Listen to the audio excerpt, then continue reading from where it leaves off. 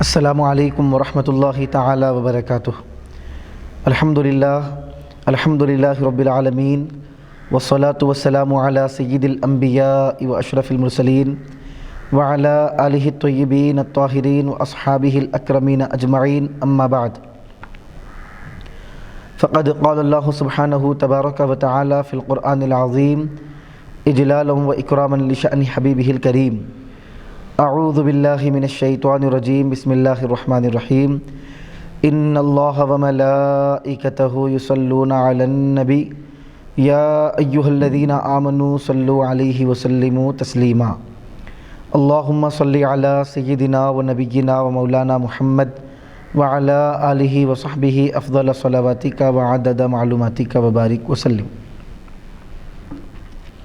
بزرگان ملت، برادران عزیز، معزز سامعین و مکرم ناظرین، اللہ سبحانہ تبارک و تعالیٰ کے فضل و کرم سے ریاض الصالحین کے درس کا ہمارا یہ تسلسل جاری و ساری ہے۔ باب المراقبہ کا آغاز ہوا اور دو احادیث مبارکہ باب المراقبہ کی آپ نے سماعت فرمائی۔ تیسری حدیث مبارک سے آج کے ہمارے اس درس کا ہم آغاز کرتے ہیں اور ہماری اس نشست کا آغاز کرتے ہیں۔ عن ابن عباس رضی اللہ عنہما قال كنت خلف النبی صلی اللہ علیہ وسلم یوما فقال یا غلام انی اعلمک کلمات احفظ اللہ یحفظک احفظ اللہ تجدہ تجاہک اذا سألت فاسأل اللہ واذا استعنت فاستعن باللہ۔ حضرت عبداللہ ابن عباس رضی اللہ تعالی عنہما سے روایت ہے، فرماتے ہیں کہ میں نبی کریم صلی اللہ علیہ وسلم کے پیچھے ایک دن بیٹھا ہوا تھا۔ فقال، تو نبی کریم صلی اللہ علیہ وسلم نے ارشاد فرمایا، اے بچے، بے شک میں تم کو چند کلمات سکھاتا ہوں، میں چند باتوں کی تم کو تعلیم دیتا ہوں۔ کیا باتیں ہیں وہ؟ اللہ کے پیارے حبیب پاک علیہ الصلوۃ والسلام نے تعلیم دی۔ فرمایا احفظ اللہ یحفظک۔ حضور نے فرمایا، اے بچے، میں تم کو چند کلمات اور چند باتوں کی میں تم کو تعلیم دے رہا ہوں، تعلیم دیتا ہوں۔ تعلیم جو نبی کریم صلی اللہ علیہ وسلم نے دی وہ یہ کلمات ہیں۔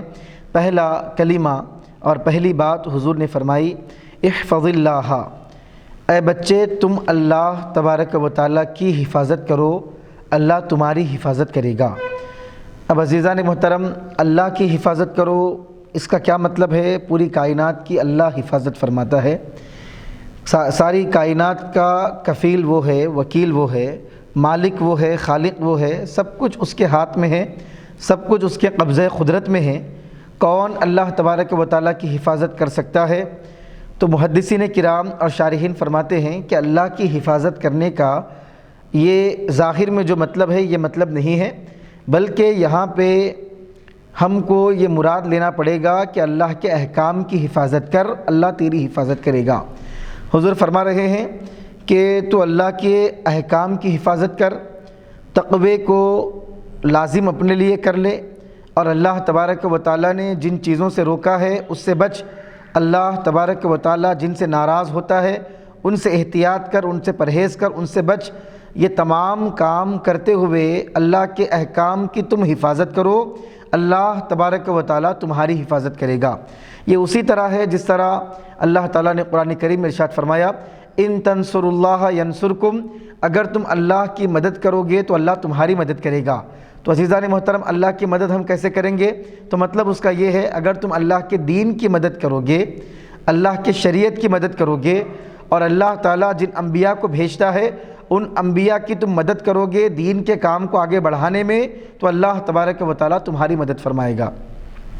تو جس طرح قرآن کی آیت کا وہ مطلب ہے، یہاں پر حدیث مبارک کا بھی یہ معنی ہم کو لینا ہوگا کہ تم اللہ تبارک و تعالیٰ کے احکام کی حفاظت کرو، اللہ تبارک و تعالیٰ تمہاری حفاظت کرے گا۔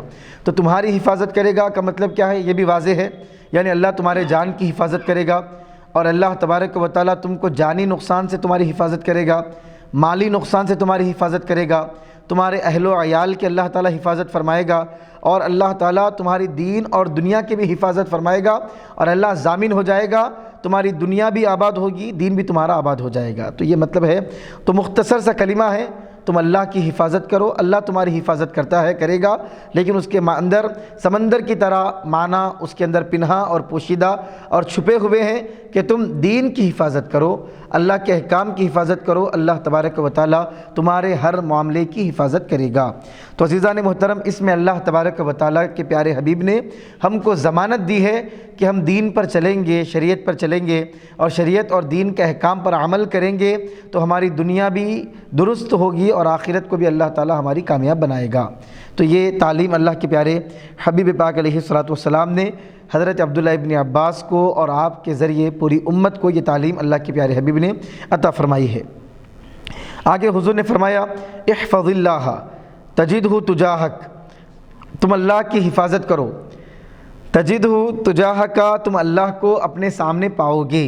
اس کا کیا مطلب ہے عزیزان محترم؟ وہی مطلب ہے اللہ کے احکام کی، اللہ کے دین کی تم حفاظت کرو، تم اللہ تعالیٰ کو اپنے سامنے پاؤ گے، یعنی اللہ تمہاری حفاظت کرتا ہوگا، اللہ تمہارا احاطہ کیے ہوئے ہوگا، اللہ تمہاری تائید کرے گا، اللہ تمہاری مدد کرے گا، تمہاری نصرت کرے گا، اللہ تبارک و تعالیٰ ہر مصیبت کی گھڑی میں اللہ تمہاری مدد فرمائے گا، یہ مطلب ہے۔ پھر دوسری مرتبہ وہی کلمہ ریپیٹ حضور نے فرمایا خاص طور پہ کہ تم اللہ کے دین اور شریعت کی حفاظت کرو، اللہ کو تم اپنے سامنے پاؤ گے، ہر مصیبت کے وقت خدا کی مدد تمہارا استقبال کرتے ہوئے نظر آئے گی، ہر مصیبت اور ہر آفت کے وقت اللہ تبارک و تعالیٰ اپنی غیبی مدد، غیبی تائید اور غیبی نصرت تمہارے لیے بھیجے گا۔ اذا سألت فاسأل اللہ، حضور نے فرمایا اے عبداللہ ابن عباس، جب تم سوال کرو، جب تم مانگو، فاسأل اللہ، تو اللہ تبارک و تعالیٰ سے سوال کرو، وَإِذَا اسْتَعَنْتَ، اور جب تم مدد طلب کرو، فَاسْتَعِن بِاللَّهِ، تو تم اللہ سے مدد مانگو۔ سوال ایک عام لفظ ہے، سوال کے معنی کوئی بھی چیز پوچھنا اور کسی بھی چیز کو مانگنے کے آتے ہیں، اور استعانت کے معنی خاص ہیں، استعانت کے معنی کسی مصیبت کے وقت، مصیبت گھڑی کے وقت، مصیبت کی گھڑی کے وقت مدد طلب کرنا۔ آدمی کے اوپر کوئی آفت ہو، کوئی مصیبت ہو تو آدمی کوئی ٹینشن میں ہو، پریشانی میں ہو، اور مصیبتوں نے آدمی کو گھیر لیا ہو، مصائب اور آفتوں نے آدمی کے اوپر اپنا ڈیرا جما دیا ہو، تو آدمی ایسی حالت میں مدد طلب کرتا ہے۔ تو مدد طلب کرنا یہ خاص لفظ ہے، اور کوئی بھی چیز مانگنا، پوچھنا، آدمی کو ضرورت ہو تو بھی پوچھتا ہے، ضرورت نہ ہو تو بھی پوچھتا ہے، لیکن مدد آدمی اسی وقت طلب کرتا ہے جب آدمی کو ضرورت ہو۔ تو ایسا نہیں ہے کہ ریپیٹ کلمات نہیں ہیں، اللہ کے پیارے حبیب جامع الکلم ہیں، حضور پاک علیہ الصلوۃ والسلام کی زبان مبارک کو اللہ تعالیٰ نے تمام کلمات کا جامع اور بلاغت اور فصاحت کے لحاظ سے کائنات میں سب سے اعلیٰ بلاغت اور فصاحت اللہ تعالیٰ نے اپنے محبوب کو عطا کی ہے۔ حضور کی زبان سے نکلنے والا کوئی بھی کلمہ بے معنی اور بے مطلب نہیں ہے۔ تو دو کلمات یہاں پر ہے، ایک کلمہ ہے کہ جب تم مانگو تو اللہ سے مانگو، دوسرا کلمہ ہے جب تم مدد مانگو تو اللہ سے مانگو۔ تو مانگنے اور مدد مانگنے میں فرق ہے۔ مانگنا ایک عام چیز ہے، کوئی بھی چیز آدمی مانگتا ہے، ضرورت کے وقت بھی مانگتا ہے، بلا ضرورت بھی مانگتا ہے، اور مدد مانگنا یہ خاص چیز ہے، آدمی کو کوئی مصیبت ہو، آفت ہو تو آدمی مدد مانگتا ہے۔ تو حضور نے فرمایا کہ جب تم سوال کرو تو اللہ سے سوال کرو، جب تم مدد مانگو تو اللہ تعالیٰ سے مانگو۔ تو عزیزان محترم، یہ بھی اللہ کے پیارے حبیب نے درس دیا ہے۔ تو حضور نبی کریم صلی اللہ علیہ وسلم یہاں پر عقیدے کی تعلیم دے رہے ہیں۔ تو عقیدے کی تعلیم دیتے وقت مصطفیٰ جان رحمت صلی اللہ علیہ وسلم نے صحابہ کے دلوں میں اور ان کے دماغوں میں، ان کے نفوس میں اس بات کو بٹھایا کہ کائنات میں دینے کی طاقت اللہ رکھتا ہے، ساری کائنات کو دینے والا اللہ ہے، ہر سوال کو پورا کرنے والا اللہ ہے، ہر مدد کو مدد طلب کرتے وقت مدد کو پورا کرنے والا اللہ ہے۔ تو یہ جو توحید کا عقیدہ کہ کائنات میں اللہ تبارک و تعالیٰ ہی عطا فرماتا ہے، ہر سوال کو اللہ ہی پورا کرتا ہے، اللہ ہی مدد کرتا ہے، توحید کا یہ جو مضبوط عقیدہ اللہ کے پیارے حبیب پاک علیہ الصلوۃ والسلام نے صحابہ کے دلوں میں، ان کے نفوس میں، ان کے قلوب میں بٹھایا۔ عزیزان محترم، اس کا یہ مطلب ہرگز نہیں ہے کہ کسی نبی سے یا ولی سے ہم استعانت اور امداد اور مدد طلب نہیں کر سکتے ہیں، کیونکہ کئی ایسے احادیث مبارکہ ہیں، قرآن کی آیتیں ہیں جس میں اس بات کی صراحت ہے کہ اللہ کے مقربین سے، محبوبین سے مدد طلب کی جا سکتی ہے۔ پھر دونوں چیزوں کو جوڑیں گے تو کس طرح ہم اس کا مطلب نکالیں گے؟ تو عزیزان محترم، جہاں پہ یہ آیا ہے کہ جب تم مانگو تو اللہ ہی سے مانگو اور مدد طلب کرو تو اللہ سے کرو، اس کا مطلب یہ ہے کہ حقیقت میں دینے والا اللہ ہی ہے، اپنی ذات سے دینے والا اللہ ہی ہے، تو اللہ تبارک و تعالیٰ اپنی ذات سے ہی عطا فرماتا ہے، تو اس سے ڈائریکٹ اس طرح مانگو۔ اور جن احادیث مبارکہ میں یہ بات کی اجازت ہے، صحابہ حضور کے در پر مانگتے ہوئے ہم کو نظر آتے ہیں، تو وہاں پر مطلب یہ ہے کہ دیتا اللہ ہی ہے، اپنے محبوب کے وسیلے سے ہم کو عطا فرماتا ہے، اور حضور پاک علیہ الصلوۃ والسلام کے ذریعے بھی اللہ تبارک و تعالیٰ عطا فرماتا ہے، اور اللہ نے اپنے حبیب کو کائنات میں مختار بنا کر ہمارے درمیان بھیجا ہے، اور حبیب اللہ کی عطا سے امت میں تقسیم فرماتے ہیں، امت کو عطاؤں کی خیرات سے امت کی جھولیوں کو اور دامنوں کو مصطفیٰ بھرتے ہیں۔ تو دونوں بھی عقیدے اپنی جگہ درست ہیں۔ نبی کا دینا اللہ کا ہی دینا ہے، نبی اپنی طرف سے نہیں، اللہ کی عطا سے ہی دیتے ہیں۔ اللہ کا دینا اپنا ذاتی ہے، نبی کا دینا عطائی ہے۔ اللہ کا دینا ذاتی ہے، ولی کا دینا عطائی ہے۔ یہ فرق ہے اہل سنت و جماعت کے عقائد میں۔ مخصوص احادیث مبارکہ پڑھ کر اور چند احادیث مبارکہ پڑھ کر دوسری احادیث کا انکار کرنا، یہ بھی اہل سنت و جماعت سے انحراف، ہٹ جانا ہے، اور وہ پڑھ کر اس کو چھوڑ دینا، یہ بھی ہٹ جانا ہے۔ اہل سنت و جماعت اعتدال والی جماعت کا نام ہے، معتدل جماعت کا نام ہے۔ دونوں احادیث مبارکہ ہمارے سامنے ہیں، وہ احادیث بھی ہیں جس میں صحابہ حضور سے مانگ رہے ہیں، وہ احادیث بھی ہے جس میں اللہ کے پیارے حبیب کی تعلیمات بھی ہیں، تو دونوں کو رکھ کر اہل سنت و جماعت کا عقیدہ یہ بتایا جاتا ہے کہ اللہ تبارک و تعالیٰ سے مانگنا اور اللہ کے محبوبین اور مقربین سے مانگنا، یہ دونوں بھی جائز ہے، اور اللہ تبارک و تعالیٰ جب دیتا ہے تو وہ خود سے دیتا ہے، کسی سے لے کر نہیں دیتا۔ اللہ کے محبوبین اور مقربین جب نوازتے ہیں تو اللہ تعالیٰ کی عطا سے اور اللہ کی اجازت سے نوازتے ہیں۔ تو عقیدے توحید میں کوئی فرق اس سے نہیں آتا ہے۔ تو اس کا مطلب اس طرح سمجھیں کہ ذاتی طور پہ عطا کرنے والا اللہ ہے، ہر نعمت اللہ کے در سے ہی ملتی ہے، لیکن عزیزان محترم، ہر نعمت کو پانے کا سب سے بڑا ذریعہ اللہ تعالیٰ نے اپنے محبوب کی ذات کو ہمارے لیے بنا دیا۔ اس لیے اللہ تعالیٰ نے اسلام بھی مصطفیٰ کے ذریعے دیا، ایمان بھی مصطفیٰ کے ذریعے دیا، اپنا کلام بھی مصطفیٰ کے ذریعے دیا۔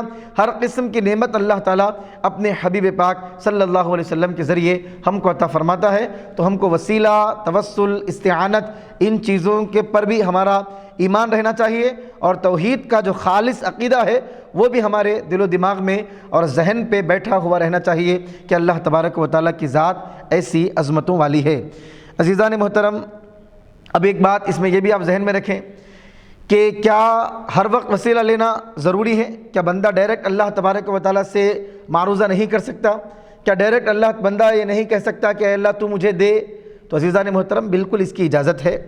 ہر وقت بندہ ضروری نہیں ہے کہ وسیلے سے ہی دعا کرے، وسیلے سے بھی بندہ دعا کر سکتا ہے، بغیر وسیلے کے بھی دعا کر سکتا ہے، لیکن ہم یہ کہتے ہیں کہ وسیلے سے دعا کرنی چاہیے، اس لیے کہ جب وسیلہ لیا جاتا ہے تو دعا کی مقبولیت بڑھ جاتی ہے، اور اس بات کی ضمانت ہمیں مل جاتی ہے کہ اللہ تبارک و تعالیٰ ضرور عطا فرمائے گا۔ ایک یقین کی کیفیت پیدا ہوتی ہے، کیونکہ ہم گناہ گار ہیں، خطا کار ہیں، ہم اللہ تبارک و تعالیٰ کے احکام کی کوئی فرما برداری نہیں کرتے، تو کیا ضروری ہے کہ اللہ تعالیٰ ہماری بات کو سنے؟ لیکن جس کا نام ہم لیتے ہیں وہ اللہ کی بارگاہ میں بڑا پیارا ہے، وہ محبوب ہے، وہ مقرب ہے، اللہ تعالیٰ ضرور ان کے نام کی برکتوں سے ہم کو عطا فرمائے گا۔ اور ترمذی شریف میں حدیث مبارک ہے، اللہ کے پیارے حبیب پاک علیہ الصلوۃ والسلام نے فرمایا کہ تمہاری دعا اس وقت تک زمین اور آسمان کے درمیان معلق رہتی ہے جب تک کہ دعا سے پہلے، دعا کے بعد تم میرے درود کا وسیلہ نہ لے لو۔ حضور نے فرمایا درود کا وسیلہ جب تک تم نہ لے لو، معلق لٹکی ہوئی رہتی ہے زمین اور آسمان کے درمیان، تمہاری دعا لٹکتی ہے، یہ حضور نے فرمایا ہے۔ تو درود کا وسیلہ لیں، حضور کے نام کا وسیلہ لیں تو دعا ڈائریکٹ عرش الہی تک پہنچتی ہے اور اللہ تبارک و تعالیٰ دعا کو قبول فرماتا ہے۔ لیکن عزیزان محترم، یہ بھی ذہن میں رکھیں، اللہ کسی توسل کا پابند نہیں ہے، بغیر وسیلہ دعا کرے تو بھی اللہ تعالیٰ دینے پر قادر ہے، وسیلے کے ذریعے بھی اللہ دیتا ہے، بغیر وسیلے کے بھی دیتا ہے، اس میں کوئی پابندی اور اس میں کوئی شرط یہ نہیں ہے۔ لیکن بہتر یہ ہے کہ آدمی وسیلے کے ذریعے دعا کرے تاکہ دعا جلد سے جلد قبول ہو اور اللہ کے محبوبین کا وسیلہ لیا جائے تو اللہ تبارک و تعالیٰ کی رضا بھی ملتی ہے اور اللہ تبارک و تعالیٰ تیزی سے دعا کو قبول بھی فرماتا ہے۔ تو معتدل انداز سے دین کو سمجھنے کی ضرورت ہے اور عقائد کو سمجھنے کی ضرورت ہے۔ ادھر شدت کریں گے تو بھی ہلاک ہوں گے، ادھر شدت کریں گے تو بھی ہلاک ہوں گے۔ جو لوگ یہ کہتے ہیں کہ بغیر وسیلے کے ہی دعا کریں وہ بھی غلط ہے، اور جو کہتے ہیں کہ وسیلے سے ہی دعا کرنا وہ بھی غلط ہے۔ ربنا آتنا فی الدنیا قرآن کریم میں کتنی دعائیں آپ دیکھیں، دعائیں اللہ تبارک و تعالیٰ نے قرآن کریم میں جو دعائیں بیان کی ہیں، اس کے علاوہ بھی دعائیں ہیں۔ ہم کو قرآن اور حدیث کے ذخیرے میں ایسی بھی دعائیں ملتی ہیں جو ڈائریکٹ اللہ تعالیٰ سے مانگی گئی ہیں بغیر کسی وسیلے کے، اور ایسی بھی دعائیں ملتی ہیں جو اللہ کے پیارے حبیب کے وسیلے سے مانگی گئی ہیں اور نیک بندوں کے وسیلے سے مانگی گئی ہیں۔ صحیح بخاری مسلم کی روایتوں میں ہے حضور کے وسیلے سے دعائیں کی گئی، حضور کے چچا کے وسیلے سے دعائیں کی گئی۔ تو عزیزان محترم، ائمہ کے وسیلے سے دعائیں کی گئی۔ امام شافعی نے امام اعظم کے مزار کے پاس ٹھہر کر آپ کے مزار کے وسیلے سے اللہ کی بارگاہ میں دعائیں کی۔ تو عزیزان محترم، دین میں دو بھی چیزیں موجود ہیں، بلا وسیلہ بھی دعا ہے اور وسیلے کے ساتھ بھی دعا ہے۔ اب یہ ہر ایک کا اپنا ایک شوق ہے، اشتیاق ہے، اور اپنی ایک عقیدت ہے، وارفتگی ہے، محبت ہے، اس کا اپنا تعلق ہے کہ وہ کتنا زیادہ اپنے پیارے حبیب سے اپنا تعلق بتاتا ہے اور حضور کے وسیلے سے واسطے سے دعائیں کرتا ہے۔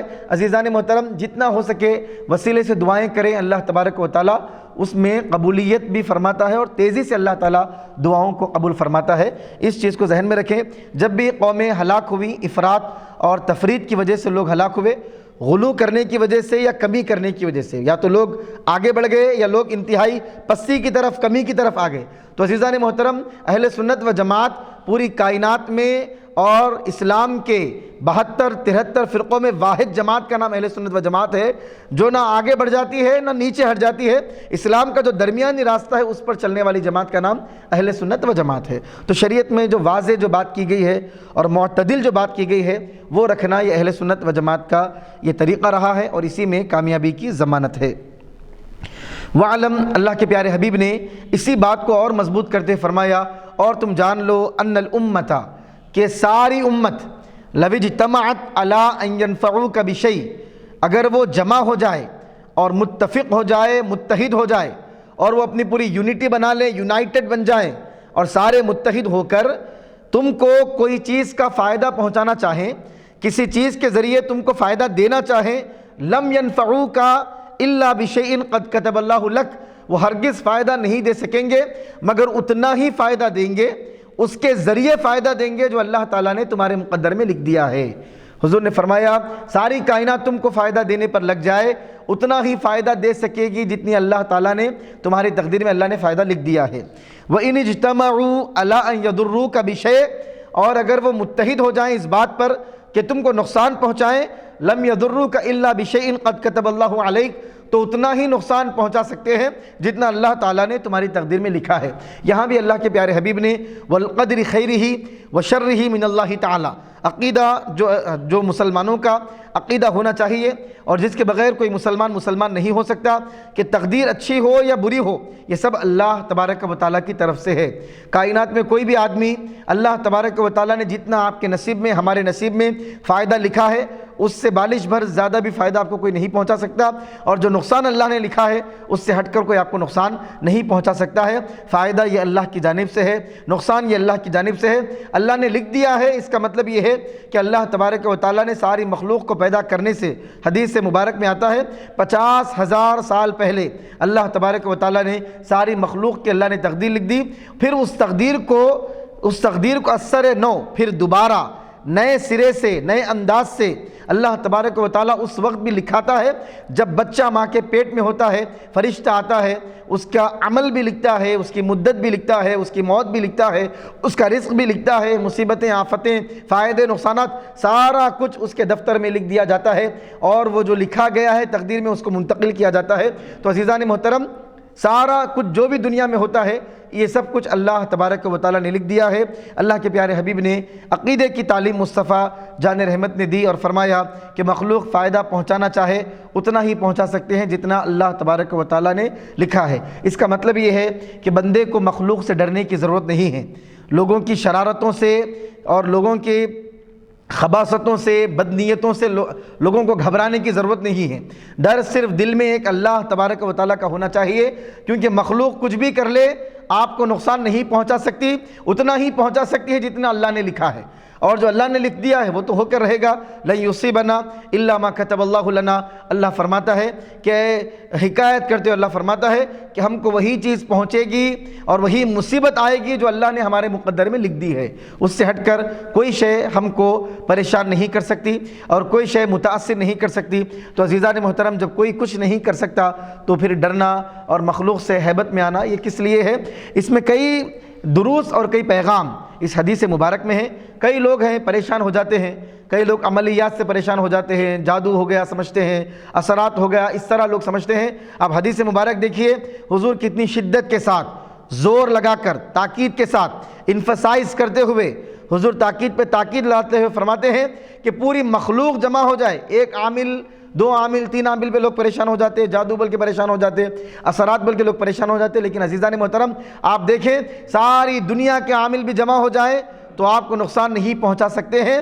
اللہ نے جو نقصان لکھا وہی نقصان آپ کو ہوگا، اور ساری دنیا کے جادوگر عاملین اگر جمع ہو جائیں اور آپ کو فائدہ پہنچانا چاہے، کچھ فائدہ نہیں پہنچا سکتے۔ جو فائدہ اللہ نے لکھا ہے وہی فائدہ آپ کو ملے گا، تو ملے گا اتنا ہی جتنا اللہ نے لکھا ہے، ملے گا اتنا ہی جتنا اللہ تعالیٰ نے آپ کے مقدر میں لکھا ہے۔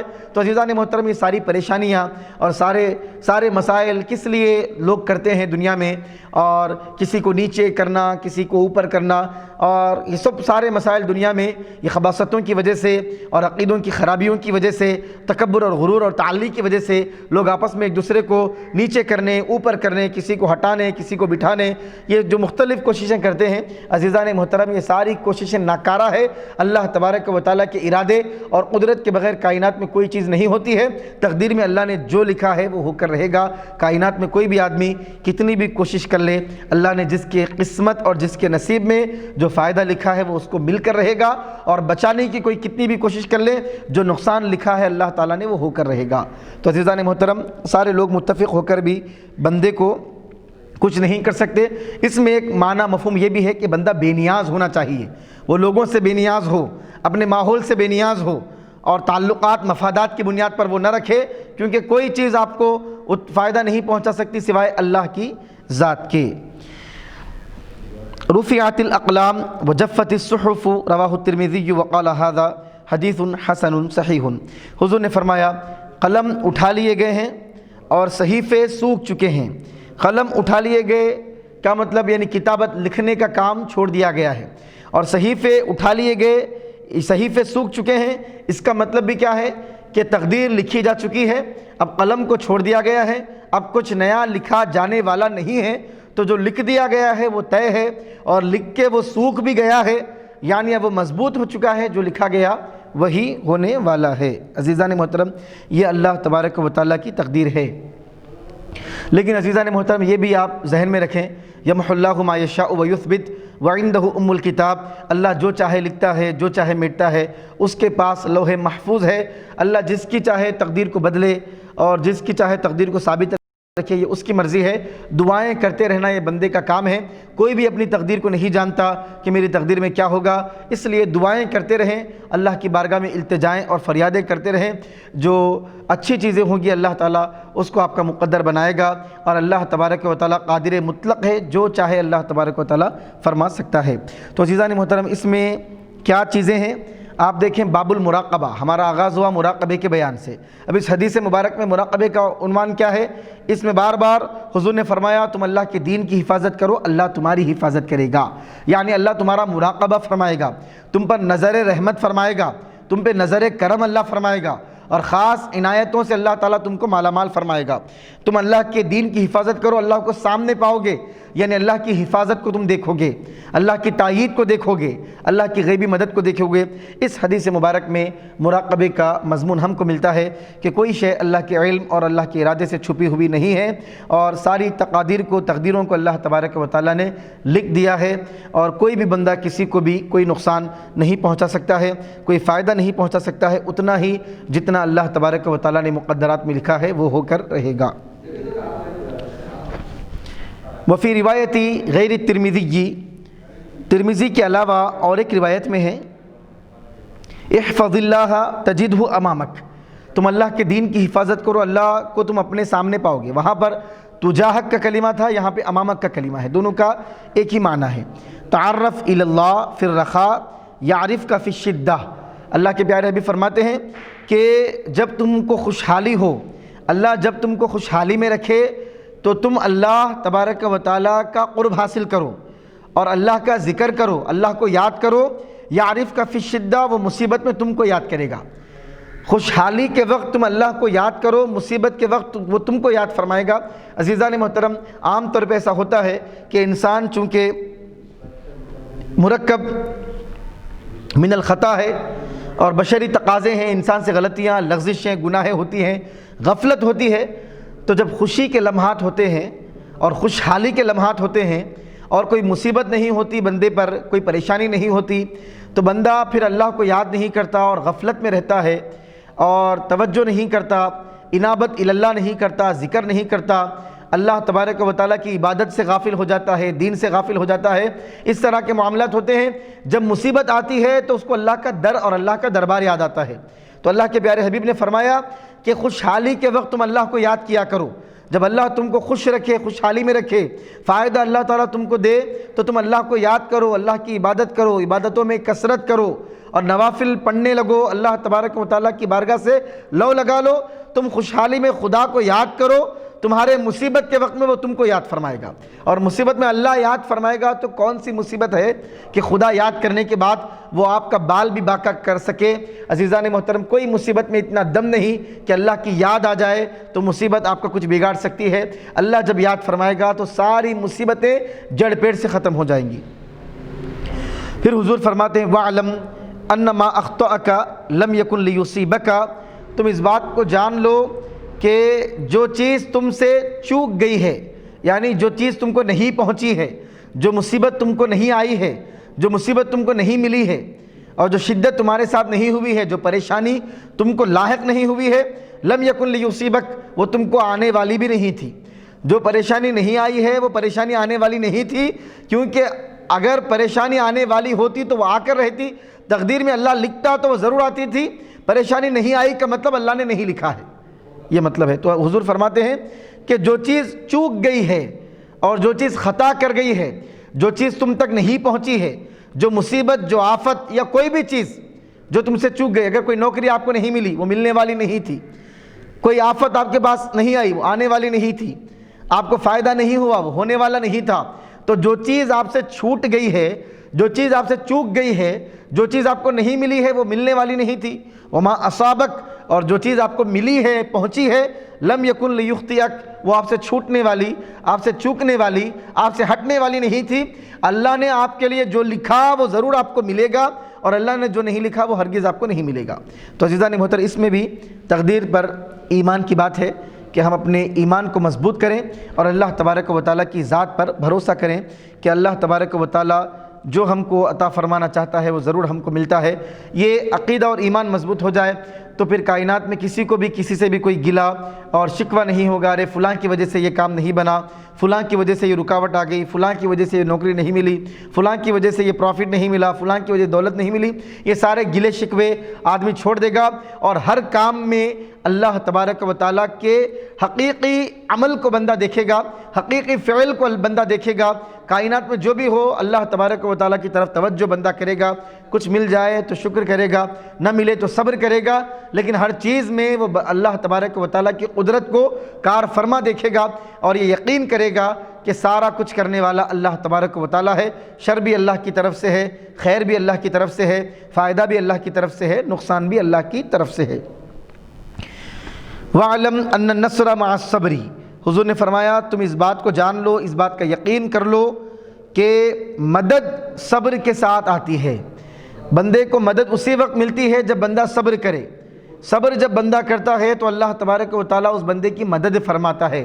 عزیزان محترم، اس میں اللہ تبارک و تعالیٰ نے، اللہ کے پیارے حبیب نے ہم کو درس عطا فرمایا ہے کہ مصیبتیں آئیں، آفتیں آئیں، پریشانیاں آئیں تو بندہ گھبرا جاتا ہے، جزا فضا کا اظہار کرتا ہے، بے صبری کا اظہار کرتا ہے۔ اس کو بے صبری نہیں کرنی چاہیے، صبر کرے، بھوک پر صبر کرے، پیاس پر صبر کرے، نقصان پر صبر کرے۔ اللہ تبارک و تعالیٰ جو بندہ صبر کرتا ہے اللہ اجر بھی عطا فرماتا ہے اور نصر بھی عطا فرماتا ہے، اپنی مدد بھی اللہ تعالیٰ بھیجتا ہے۔ تو حضور نے فرمایا تم اس بات کا علم رکھ لو، یقین رکھ لو، جان لو اور مضبوط طریقے سے اس بات کا ایمان اور عقیدہ مضبوطی سے اپنے دل و دماغ میں بٹھا لو کہ جو بندہ صبر کرتا ہے اللہ اپنی مدد اس تک بھیجتا ہے۔ وَعْلَمْ أَنَّ النَّصْرَ مَعَ الصَّبْرِ وَأَنَّ الْفَرَجَ مَعَ الْكَرْبِ، حضور نے فرمایا اور تم اس بات کو جان لو کہ مصیبت کے ساتھ چھٹکارا بھی اللہ دیتا ہے۔ جو مصیبت دینے والا ہے وہی اس کا چھٹکارا بھی عطا فرماتا ہے، جو راستے کو تنگ کرنے والا ہے وہی راستہ کشادہ بھی فرماتا ہے، جو پریشانی دینے والا ہے وہ پریشانی کو اٹھانا بھی جانتا ہے۔ شرط یہ ہے کہ بندہ اللہ کی بارگاہ میں متوجہ ہو اور اللہ تبارک و تعالیٰ سے مانگے، اور مانگنے کے سلیقے سے مانگے تو ضرور اللہ تبارک و تعالیٰ ہر کرب کے ساتھ فرج اللہ عطا فرماتا ہے، کشادگی اللہ عطا فرماتا ہے، اور ہر مصیبت کو اللہ تبارک و تعالیٰ دور فرماتا ہے، اس کو ٹال دیتا ہے۔ تو اب ذہن میں رکھیں کہ صبر بندہ کرے تو اللہ مدد فرماتا ہے، اور مصیبت آئے تو اللہ تبارک و تعالیٰ چھٹکارا بھی عطا فرماتا ہے۔ وَأَنَّ مَعَ الْعُسْرِ يُسْرًا، اور اس بات کا بھی یقین رکھو کہ تنگی کے ساتھ، دشواری کے ساتھ، پریشانی کے ساتھ دو آسانی اللہ عطا فرماتا ہے۔ وَأَنَّ مَعَ الْعُسْرِ يُسْرًا، عسر کے ساتھ اللہ تبارک و تعالیٰ یسر عطا فرماتا ہے، آسانی عطا فرماتا ہے۔ عزیزان محترم، سورہ الم نشرح لک صدرک، سورہ نشرح میں بھی یہ آیت مبارکہ موجود ہے، فَإِنَّ مَعَ الْعُسْرِ يُسْرًا، إِنَّ مَعَ الْعُسْرِ يُسْرًا، بے شک عسر کے ساتھ، دشواری کے ساتھ آسانی ہے، دشواری کے ساتھ آسانی ہے۔ اللہ تبارک و تعالیٰ یہ بھی ارشاد فرماتا ہے۔ تو عزیزان محترم، علماء کرام لطیف نکتہ یہاں پر بیان فرماتے ہیں، ایک علمی نکتہ ہے لیکن آپ سمجھیں گے انشاءاللہ تعالیٰ کہ فَإِنَّ مَعَ الْعُسْرِ يُسْرًا، إِنَّ مَعَ الْعُسْرِ يُسْرًا، دو مرتبہ اللہ تعالیٰ نے عسر کا کلمہ استعمال کیا اور دو مرتبہ اللہ تعالیٰ نے یسر کا کلمہ استعمال کیا۔ دو مرتبہ جو عسر کا کلمہ استعمال کیا گیا اس کے اوپر الف لام ہے، فَإِنَّ مَعَ الف لام وہاں پر لگایا گیا، اور دو مرتبہ بھی الف لام کے ساتھ عسر کو بولا گیا۔ عسر کے معنی پریشانی، عسر کے معنی تنگ دستی، تنگی، اور یسر کو دو مرتبہ بھی بغیر الف لام کے لایا گیا۔ عربی زبان کا یہ قاعدہ ہے کہ ایک ہی ورڈ کو، ایک ہی کلمے کو دوبارہ لایا جائے، اگر الف لام کے ساتھ لایا جاتا ہے تو پیچھے جو ذکر کیا گیا ہے وہی مراد ہوتا ہے، وہ ڈبل مراد نہیں ہوتا، سنگل مراد ہوتا ہے۔ اور جب ایک ہی کلمے کو ڈبل لایا جائے اور الف لام نہیں لایا جاتا تو وہ سنگل نہیں ڈبل مراد ہوتا ہے۔ تو اللہ تعالیٰ نے پریشانی کو الف لام کے ساتھ، یعنی دونوں مرتبہ پریشانی کا ذکر کیا، العسر العسر کہہ کر الف لام سے اللہ تعالیٰ نے کیا تو ایک ہی پریشانی مراد ہے، اور یسر کو بغیر الف لام کے اللہ تعالیٰ نے ذکر کیا، دو آسانیاں مراد ہے۔ علماء ربانیین فرماتے ہیں اس میں بھی اللہ تعالیٰ کی جانب سے خوشخبری ہے کہ بندے کو ایک مصیبت آئے اللہ دو آسانیاں عطا فرماتا ہے، ایک پریشانی آئے تو اللہ دو آسانیاں اور دو آرام کی چیزیں اللہ تعالیٰ عطا فرماتا ہے۔ تو پریشانیوں سے، مصیبتوں سے گھبرانا نہیں چاہیے۔ حضور کی حدیث بھی ہے کہ ہر تنگی کے ساتھ، پریشانی کے ساتھ اللہ سہولت اور آسانی پیدا فرماتا ہے، اور قرآن کریم کی آیت ربانی بھی ہے کہ اللہ تبارک و تعالیٰ عسر کے ساتھ، تنگی کے ساتھ یسر کو، آسانی کو، سہولت کو عطا فرماتا ہے۔ یہ تیسری حدیث مبارک کا اختتام ہوا۔ چوتھی حدیث مبارک عن انس رضی اللہ عنہ قال انکم لتعملون اعمالا ہی ادق فی اعینکم من الشعر كنا نعدها على عهد رسول اللہ صلی اللہ علیہ وسلم من الموبقات، رواہ البخاری۔ حضرت سیدنا انس رضی اللہ تعالیٰ عنہ سے روایت ہے، فرماتے ہیں کہ اللہ کے پیارے حبیب پاک علیہ الصلوۃ والسلام نے ارشاد فرمایا، بے شک تم ایسے کام کر رہے ہو جو تمہاری نگاہوں میں بال سے بھی زیادہ معمولی ہے۔ بال کتنا باریک ہوتا ہے اور اس کی کوئی حیثیت اور اس کی کوئی حقیقت نہیں ہوتی۔ تو حضرت انس فرماتے ہیں کہ اپنے دور میں حضرت انس رضی اللہ تعالیٰ عنہ دیگر اصحاب سے، اپنے ساتھیوں سے اور اپنے اصحاب سے حضرت انس رضی اللہ تعالیٰ عنہ فرماتے ہیں کہ اے لوگوں، تم ایسے کام کر رہے ہو جن کاموں کو تم سمجھتے ہو بال سے بھی تم اس کو باریک سمجھتے ہو۔ انکم تعملون اعمالا ہی ادق فی اعینکم، جو تمہارے نگاہوں میں بال سے بھی زیادہ ہلکے ہیں۔ بال کتنا ہلکا ہوتا ہے؟ اس سے بھی زیادہ ہلکی چیزیں، یعنی کام کر رہے ہو اور تم سمجھتے ہو کہ یہ کام تو بڑا معمولی ہے، یہ کام تو بال کے برابر ہے، یہ تو بالکل ہلکا کام ہے، یہ تو چھوٹا کام ہے، یہ تو چھوٹی چیز ہے، اس طرح تم سمجھ رہے ہو۔ حضرت انس فرماتے ہیں کننا نعدها علی عہد رسول اللہ صلی اللہ علیہ وسلم من الموبقات، نبی کریم صلی اللہ علیہ وسلم کے زمانے میں ان چیزوں کو ہم ہلاک کرنے والی چیزیں سمجھتے تھے۔ عزیزان محترم اندازہ کریں سیدنا انس بن مالک رضی اللہ تعالیٰ عنہ کے اس قول سے کہ حضور پاک علیہ السلام کی صحبت میں جو صحابہ کرام اہل بیت اعظام جو بیٹھتے تھے ان کی تعلیم اور تربیت کس طرح ہوتی تھی، اور ان کے پاس چھوٹی چھوٹی چیزیں کس قدر وہ لوگ ان سے ڈرتے تھے اور اس کو ہلاکت کا سبب سمجھتے تھے۔ حضرت انس فرماتے ہیں کہ تمہاری نگاہوں میں جو بال سے بھی زیادہ چھوٹی چیزیں ہیں، ہلکی چیزیں ہیں، ان کو ہم حضور کے زمانے میں ہلاک کرنے والی چیزیں سمجھتے تھے۔ اس سے صحابہ کی خشیت اور صحابہ کا خوف اور اللہ تبارک و تعالیٰ کی بارگاہ میں ان کا ڈر ہم کو معلوم ہوتا ہے کہ کس قدر حضور کا خوف اور خشیت ان کے دلوں میں تھا۔ یہ حضرت انس رضی اللہ تعالیٰ عنہ وہ صحابی رسول ہے جو نبی کریم صلی اللہ علیہ وسلم کی خدمت میں رہتے۔ آپ فرماتے ہیں خدمت النبی صلی اللہ علیہ وسلم 10 سنین، میں نے نبی کریم صلی اللہ علیہ وسلم کی 10 سال خدمت کی۔ حضور پاک علیہ السلام کی مسلسل 10 سال خدمت میں حضرت سیدنا انس رضی اللہ تعالیٰ عنہ رہے۔ آپ فرماتے ہیں کہ تم جن چیزوں کو بال سے بھی زیادہ باریک سمجھتے ہو ان کو ہم ہلاک کرنے والی سمجھتے ہیں۔ تو اس حدیث مبارک سے ہم کو یہ بھی اندازہ ہوا کہ صحابہ کے دلوں میں حضور کی صحبت اور تربیت کی وجہ سے کس قدر ان کے دل نرم ہو چکے تھے اور چھوٹی چھوٹی چیزوں کو کس قدر اہمیت دیتے اور ہلاک کرنے والی سمجھتے۔ اللہ کا ڈر اور خشیت اور خوف کس قدر ان کے دل میں تھا، وہ سمجھتے کہ کون سی چھوٹی چیز کو اللہ تعالیٰ پکڑ لے گا، کس پر مواخذہ اللہ فرما دے گا، نہیں معلوم۔ یہ ان کے دلوں میں خشیت تھی۔ یہ کیوں تھا؟ اب حدیث شریف میں آپ دیکھیے، پوری حدیث پہ آپ توجہ کریں گے تو امام نووی رحمۃ اللہ علیہ نے باب باندھا مراقبہ۔ مراقبے کے معنی نگرانی کرنا، مراقبہ کے معنی دیکھنا، توجہ کرنا، عنایت کرنا۔ پوری حدیث میں آپ دیکھیں تو کہیں بھی مراقبے کا کوئی معنی مفہوم نہیں ہے۔ پھر امام نووی نے باب المراقبہ میں حدیث کو کیوں لایا؟ تو عزیزان محترم آپ اندازہ کریں، حضرت انس کے اس جملے سے آپ نے وہ معنی نکالا۔ حضرت انس فرماتے ہیں کہ تمہاری نگاہوں میں جو چیز بال کے برابر بھی حیثیت نہیں رکھتی ہے وہ ہمارے زمانے میں ہم اس کو ہلاک کرنے والی سمجھتے تھے۔ کیا وجہ سے؟ یعنی صحابہ کے دلوں میں اللہ تبارک و تعالیٰ کی نظر اور اللہ کا مراقبہ اتنا بیٹھ گیا تھا کہ چھوٹی سی چھوٹی چیز کے بارے میں بھی ان کے ذہن میں رہتا کہ اللہ دیکھ رہا ہے، اللہ اس چیز کو بھی اللہ دیکھ رہا ہے، کہیں اللہ اس پر مواخذہ نہ کر لے، اس پر مواخذہ نہ کر لے۔ چھوٹے چھوٹے کام کو کرتے وقت بھی یہ بات ان کے دل و دماغ میں، ان کے قلوب میں بیٹھی ہوئی رہتی کہ اللہ ہر چیز کو دیکھ رہا ہے۔ تو یہ مفہوم علامہ امام نووی رحمۃ اللہ علیہ نے اس حدیث مبارک سے نکالا ہے۔ کتنی باریک بات ہے اور کتنا باریک مفہوم امام نووی رحمۃ اللہ نے نکالا ہے۔ عزیزان محترم، آپ کی حدیث دانی اور آپ کی شان اور عظمت کا بھی اس سے ہم کو اندازہ ہوتا ہے۔ عزیزان محترم، تو یہ چوتھی حدیث مبارک اس باب کی تھی۔ 5ویں حدیث مبارک عن ابی ہریرہ رضی اللہ عنہ عن النبی صلی اللہ علیہ وسلم قال ان اللہ تعالی یغار وغیرۃ اللہ تعالی ان یأتی المرء ما حرم اللہ علیہ متفق علیہ والغیرۃ بفتح الغین واصلها الانفۃ۔ حضرت سیدنا ابو ہریرہ رضی اللہ تعالی عنہ سے روایت ہے، فرماتے ہیں نبی کریم صلی اللہ علیہ وسلم نے ارشاد فرمایا بے شک اللہ تبارک و تعالی غیرت فرماتا ہے۔ اب یہ غیرت فرمانے کا کیا مطلب ہے؟ وغیرۃ اللہ تعالی، اور اللہ کو غیرت آتی ہے۔ اللہ کو غیرت کب آتی ہے؟ ان یأتی المرء ما حرم اللہ علیہ، جب آدمی وہ کام کرتا ہے جس کو اللہ تعالیٰ نے حرام فرما دیا ہے۔ جب کوئی بندہ حرام کام کرتا ہے اور وہ کام کرتا ہے جس کو اللہ تعالیٰ نے حرام کیا ہے تو اللہ تبارک و تعالیٰ کو غیرت آتی ہے۔ عزیزان محترم، یہ غیرت کا مطلب کیا ہے؟ تو عام ترجمہ ہم اردو میں کریں تو غیرت کا مطلب عزت نفس کو غیرت کہتے ہیں۔ ارے میں یہ کام کرنے سے مجھے غیرت آتی ہے کا مطلب ارے تیری غیرت مر چکی ہے کیا تم لوگوں کی غیرت مر چکی ہے کہ اس طرح تم کام کر رہے ہو؟ کیا مسلمانوں کی غیرت مر چکی ہے کہ نبی کی عظمتوں اور نبی کے ادب، نبی کی شان میں گستاخیاں کی جا رہی ہیں اور مسلمان اب بھی خاموش ہیں؟ اس قسم کے جملے استعمال کیے جاتے ہیں۔ تو غیرت کا مطلب عزت نفس، غیرت کا مطلب خودداری۔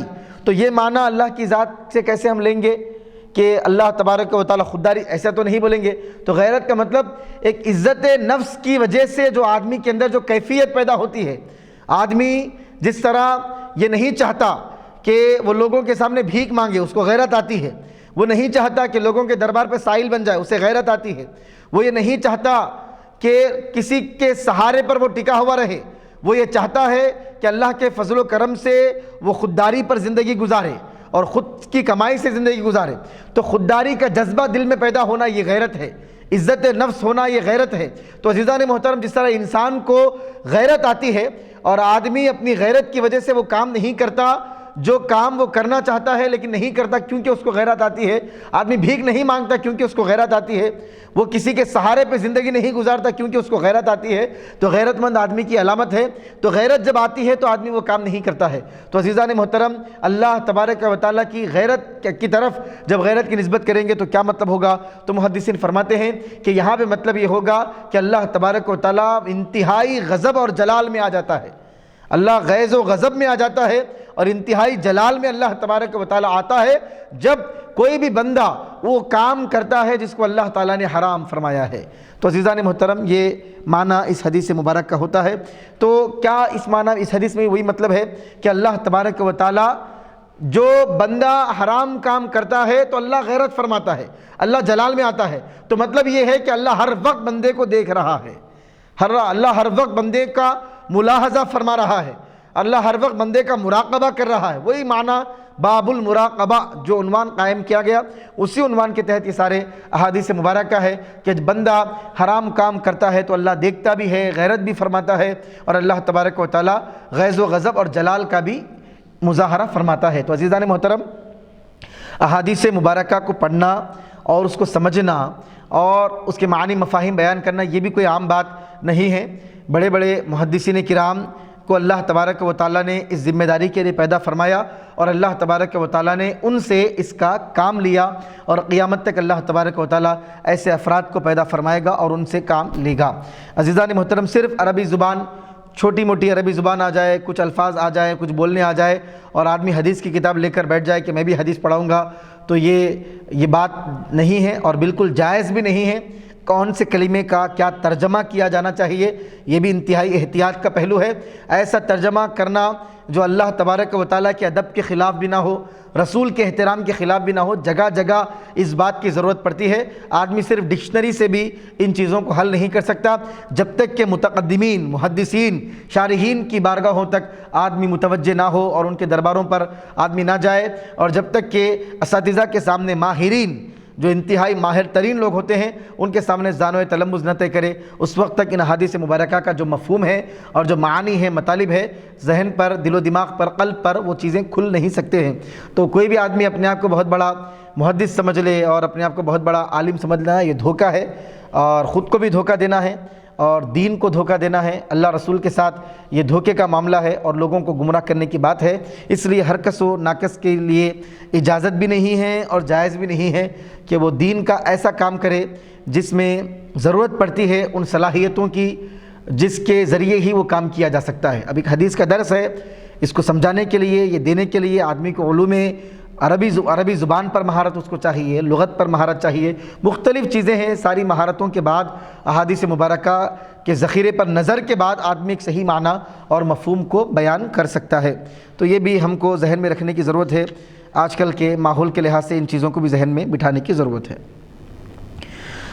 عن ابی ہریرہ رضی اللہ تعالی عنہ انہ سمع النبی صلی اللہ علیہ وسلم یقول، سیدنا ابو ہریرہ رضی اللہ تعالی عنہ سے روایت ہے، فرماتے ہیں کہ انہوں نے نبی کریم صلی اللہ علیہ وسلم کو فرماتے ہوئے سنا، ان ثلاثۃ من بنی اسرائیل، کہ بنو اسرائیل کے 3 لوگ، ابرصا و اقرع و اعما، ایک برس کی بیماری، کوڑے کی بیماری والا تھا، جسم پر سفید سفید دھبے جو آ جاتے ہیں اس کو برس کی بیماری کہتے ہیں۔ برس کی بیماری کا مطلب جو سفید سفید نشانات، جلد جو آدمی کی ہے، جو اصل جلد ہے وہ نکل جاتی ہے اور سفید سفید جلد آدمی کی نظر آتی ہے، جس سے آدمی بد شکل نظر آتا ہے اور خوبصورتی اور آدمی کی، انسان کی جو خوبصورتی ہے وہ ختم ہو جاتی ہے، وہ کم ہو جاتی ہے اور اس کی طرف اٹریکشن باقی نہیں رہتا۔ یہ جو کیفیتیں پیدا ہوتی ہے اس کو برس کی بیماری کہتے ہیں۔ تو برس کی ایک بیماری ہے، انتہائی خطرناک بیماری ہے، آدمی پریشان ہو جاتا ہے۔ کسی اللہ تبارک و تعالی ہم سب کی اور ساری کائنات کے مسلمانوں کی، ساری انسانیت کی اس قسم کی مہلک اور اس قسم کی وبائی بیماریوں سے حفاظت فرمائے۔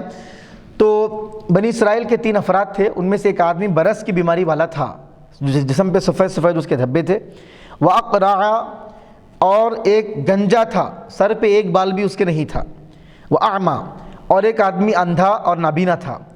3 لوگ تھے بنی اسرائیل میں. اراد اللہ ان یبتلیہم فبعث الیہم ملکا. اللہ تبارک و تعالیٰ کا ارادہ ہوا کہ ان کو آزمائے. اللہ نے ان کو آزمانا چاہا تو اللہ تعالیٰ نے ان کے پاس ایک فرشتے کو اللہ تعالیٰ نے بھیجا. اللہ تبارک و تعالیٰ آزمائش میں بندوں کو ڈالتا ہے. عزیزان محترم، اس حدیث مبارک سے ایک بہت بڑا پیغام بھی ہم کو ملتا ہے. اللہ کب آزماتا ہے یہ ہم کو معلوم نہیں ہوتا، جیسا ان کو معلوم نہیں ہوا. اللہ نعمتیں دے کر آزماتا ہے، دولت دے کر آزماتا ہے، شہرت عزت دے کر اللہ تعالیٰ آزماتا ہے.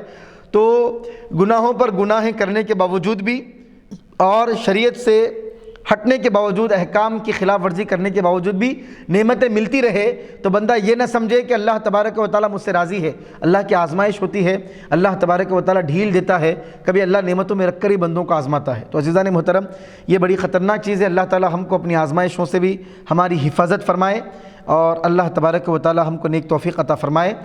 اللہ تعالیٰ نے چاہا کہ اللہ تعالیٰ ان کو آزمائے تو ان کی طرف ایک فرشتے کو اللہ تعالیٰ نے بھیجا. فَأَتَى الْأَبْرَصَ، تو وہ فرشتہ برس کی جس کو بیماری تھی اس بیمار کے پاس وہ فرشتہ آیا.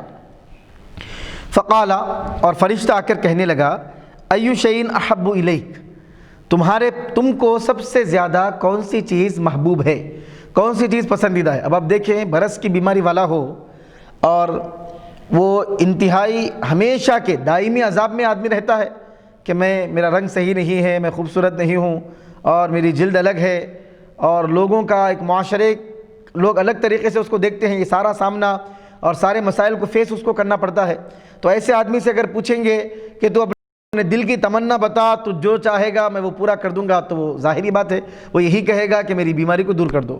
تو عزیزان محترم، فرشتہ آیا، آ کر کہنے لگا کون سی چیز تمہارے پاس محبوب اور پسندیدہ ہے. قال، تو اس آدمی نے کہا، لون حسن، خوبصورت رنگ. میں چاہتا ہوں کہ دوسروں کا جس طرح رنگ خوبصورت ہے مجھے بھی وہ رنگ دے دیا جائے.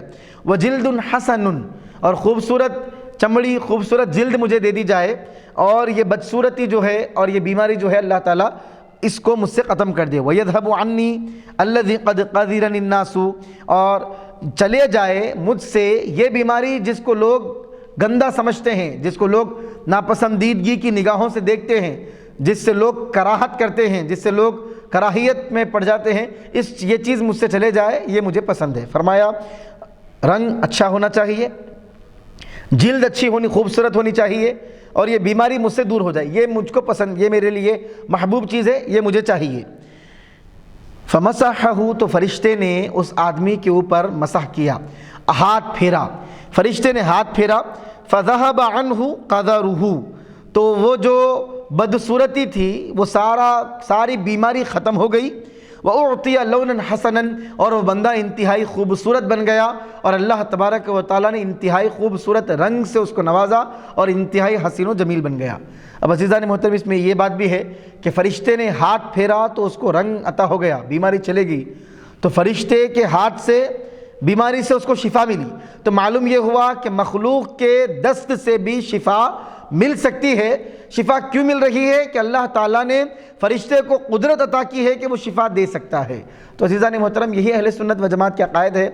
ہم یہ کہتے ہیں کہ حقیقت میں شفا دینے والا اللہ ہے، لیکن اللہ تعالیٰ چاہے مخلوق کے ذریعے بھی شفا اللہ دے سکتا ہے، جس طرح اللہ تعالیٰ نے فرشتے کے دست کے ذریعے بیمار کو اللہ نے شفا دے دی. تو دو چیزیں بھی اپنی جگہ برقرار ہے، مخلوق کے ذریعے بھی اللہ شفا دیتا ہے، اللہ ڈائریکٹ بھی شفا دیتا ہے. دونوں چیزیں اپنی جگہ برحق ہے، درست ہے. یہ کہنا کہ اللہ ہی دیتا ہے اور مخلوق کچھ بھی نہیں دے سکتی، یہ بھی غلط. اور یہ کہنا کہ مخلوق سے ہی مل سکتا ہے، اللہ نہیں دے گا، یہ بھی غلط. تو عزیزان محترم، یہ چیزیں اہل سنت و جماعت کے جو معتدل عقیدے ہیں یہ بھی ہم کو ذہن میں بٹھانے کی ضرورت ہے. قال فأي المال احب الیک، برس کی بیماری تو چلے گئی. بیماری جانے کے بعد فرشتے نے اس آدمی سے پوچھا کہ کون سی دولت تم کو پسند ہے، کون سا مال تم کو پسند ہے. دولت کی مختلف قسمیں ہیں کہ جانوروں میں مختلف چیزیں ہیں. اونٹ کا دیا جانا یہ بھی دولت ہے، گایوں کا دیا جانا یہ بھی دولت ہے، بکریوں کا دیا جانا یہ بھی دولت ہے. اس زمانے میں اسی سے تجارت کی جاتی اور اسی سے کاروبار کیا جاتا اس زمانے میں. تو کون سی دولت تمہارے لیے پسندیدہ ہے؟ قال الابل او قال البقر، تو اس آدمی نے کہا، برس کی بیماری والے نے کہا کہ مجھے اونٹ پسند ہے، یا کہتے ہیں کہ اس نے کہا کہ مجھے گائے پسند ہے۔ راوی کو شک ہے اونٹ کہا ہے یا گائے کہا ہے، لیکن اس نے کہا اونٹ یا گائے میں سے ایک کلمہ انہوں نے ارشاد فرمایا۔ فَأُعْطِيَ نَاقَةً عُشَرًا، تو ایک اونٹنی اس فرشتے نے اس برس کی بیماری والے کو دی، جو 10 مہینے سے تھی اور اس کو اب بچہ ہونے والا تھا۔ عزیزان محترم، ایسی اونٹنی اس فرشتے نے اس کو عطا کر دی، تو بیماری کو دور بھی کر دیا، شفا بھی دے دی، اونٹ بھی دے دی۔ اب دیکھیے دولت کا دینا، مال کا دینا۔ لوگ کہتے ہیں، ہم کہتے ہیں کہ حضور کائنات میں علم بھی دیتے ہیں، دولت بھی دیتے ہیں، شفا بھی دیتے ہیں، ہر چیز دیتے ہیں۔ لوگ تعجب کرتے ہیں، کہتے ہیں کہ حضور صرف علم دینے آئے تھے، وہی دینے آئے تھے، مال دولت نہیں دے سکتے کیونکہ دولت اللہ ہی دیتا ہے۔ عزیزان محترم دیکھیں، فرشتہ انسانی شکل میں آ کے ایک عام آدمی کو اونٹ دے رہا ہے، تو جب فرشتہ مصطفیٰ کا خادم رہ کر دولت دے سکتا ہے تو حضور تو فرشتوں کے سردار ہیں اور ساری کائنات اور انبیاء کے سردار ہیں، حضور دولت دیں، علم دیں، مال دیں، تو تعجب کی بات کیا ہے؟ تو یہ چیزیں ہمارے لیے کافی ہے اپنے عقیدے کی اصلاح کے لیے۔ تو عزیزان محترم، ایک 10 مہینے والی اونٹنی جس کو بچہ ہونے والا تھا، وہ اونٹنی دی گئی۔ فقال بارک اللہ لک، اور اس فرشتے نے دعا دی کہ اللہ تبارک و تعالیٰ تمہارے لیے برکتوں کا معاملہ فرمائے، اللہ تمہاری کمائی میں برکت دے۔ تو 3 باتیں ہوئی، بیماری کو فرشتے نے دور کیا، اور فرشتے نے اونٹنی دی اور فرمایا اللہ برکت دے۔ مطلب کیا ہے کہ ایک اونٹنی میں نے تم کو دی ہے تو ایک اونٹنی پر تم نہیں رہو گے، اللہ تبارک و تعالیٰ اپنے فضل و کرم سے ایک اونٹنی میں برکت دے گا، اور یہ اونٹنی جا کر ہزاروں اونٹنیاں بن جائیں گے اور پیدا ہوتے چلے جائیں گے، پیدا ہوتے چلے جائیں گے، تو بہت بڑی ریوڑ، بہت بڑا ایک اونٹوں کا ایک بہت بڑا مقام بن جائے گا، وادی بن جائیں گی اونٹنیوں کی، جس مقام پہ اونٹنیاں رہیں گے۔ تو عزیزان محترم، فَأَتَى الْأَقْرَعَ فَقَالَ، پھر اس کے بعد وہ فرشتہ گنجے کے پاس آیا اور آ کر کہنے لگا، أَيُّ شَيْءٍ أَحَبُّ إِلَيْكَ، تم کو کیا چیز پسند ہے؟ قَالَ شَعْرٌ حَسَنٌ، تو اس گنجے نے کہا کہ مجھے خوبصورت بال پسند ہے۔ وَيَذْهَبُ عَنِّي هَذَا الَّذِي قَذِرَ النَّاسِ، اور مجھ سے یہ گنجا پن جس کو لوگ عیب سمجھتے ہیں، یہ گنجا پن مجھ سے دور ہو جائے۔ بال مجھے پسند ہے اور یہ گنجا پن مجھ سے دور ہو جائے، یہ مجھے پسند ہے۔ فَمَسَحَهُ، تو فرشتے نے اس کے سر پر ہاتھ پھیرا، فَذَهَبَ عَنْهُ، تو گنجا پن اس کا دور ہو گیا۔ وَأُعْطِيَ شَعْرًا حَسَنًا، اور انتہائی خوبصورت بالوں سے اللہ تعالیٰ نے اس کو نواز دیا۔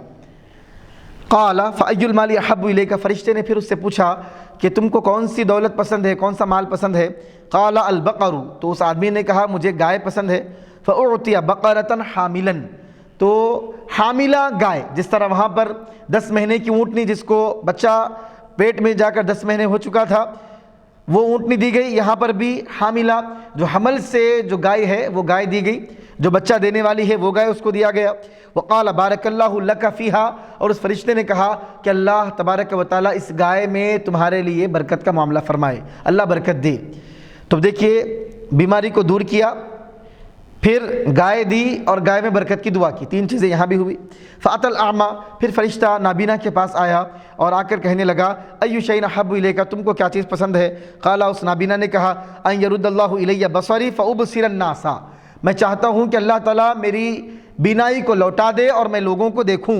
فمسحه، فرشتے نے ہاتھ پھیرا، فرد اللہ الیہ بصرا، تو اللہ تبارک و تعالیٰ نے اس کو اس کی بینائی لوٹا دی۔ قال فأي المال احب إليك، فرشتے نے پوچھا، دیکھیں دینے والا بینائی اللہ ہی ہے، لیکن فرشتے نے ہاتھ پھیرا تو اللہ نے بینائی دی، مطلب یہ ہے کہ اللہ نے فرشتے کے ہاتھ کو وسیلہ بنایا ہے شفا یابی دینے کے لیے۔ تو اسی طرح اللہ تبارک و تعالیٰ کی سنت ہے کہ اللہ وسیلوں سے چیزوں کو عطا فرماتا ہے۔ اتنا واضح ہونے کے باوجود بھی اگر کوئی توسل کا اور مخلوق سے کوئی مدد کے ملنے کا انکار کرتا ہے تو وہ جاہل ہے، پھر اس کو علم حاصل کرنا چاہیے اور مکمل طریقے سے دین کو صحیح طریقے سے حاصل کرنا چاہیے، اور اپنی بدبختی پر رونا چاہیے اور اللہ کی بارگاہ میں دعا کرنا چاہیے کہ مولا مجھ کو نیک ہدایت عطا فرما۔ قال فأي المال احب إلیک، اس نابینا سے پوچھا گیا کہ کون سی دولت تم کو پسند ہے؟ قال، اس نابینا نے کہا الغنم، مجھے بکریاں پسند ہے۔ فأعطی شاة والدا، اس کو بھی وہی جو حاملہ بکری اس کو دی گئی۔ فأنتج هذان وولد هذا، فکان لہذا وادی من الابل، تو حضور فرماتے ہیں کہ بنی اسرائیل کے 3 لوگوں کو الگ الگ چیزیں، ایک کو اونٹنی دی گئی، ایک کو گائے دی گئی، ایک کو بکری دی گئی۔ حضور فرماتے ہیں کہ فانتج هذان وولد هذا فکان لہذا وادی من الابل ولہذا وادی من البقر ولہذا وادی من الغنم۔ بکری کا، اونٹنی کا، گائے کا ایسا تسلسل اور ایسی برکت وہاں پر جاری ہو گئی کہ ایک آدمی کو اتنے اونٹ اور اونٹنیاں اس کے پاس سے کہ ایک بہت بڑی وادی اس کی بن گئی، اونٹنیوں کی وادی، گایوں کی وادی اور بکریوں کی وادی، ہر ایک کو ایک ایک وادی ہر ایک کی بن گئی، ہر ایک اتنی بڑی وادی میں اپنے اونٹنیوں کو چراتا، گایوں کو چراتا، بکریوں کو چراتا، یہ معاملہ ہو گیا۔ بہت دولت اللہ تبارک و تعالیٰ نے عطا فرما دی۔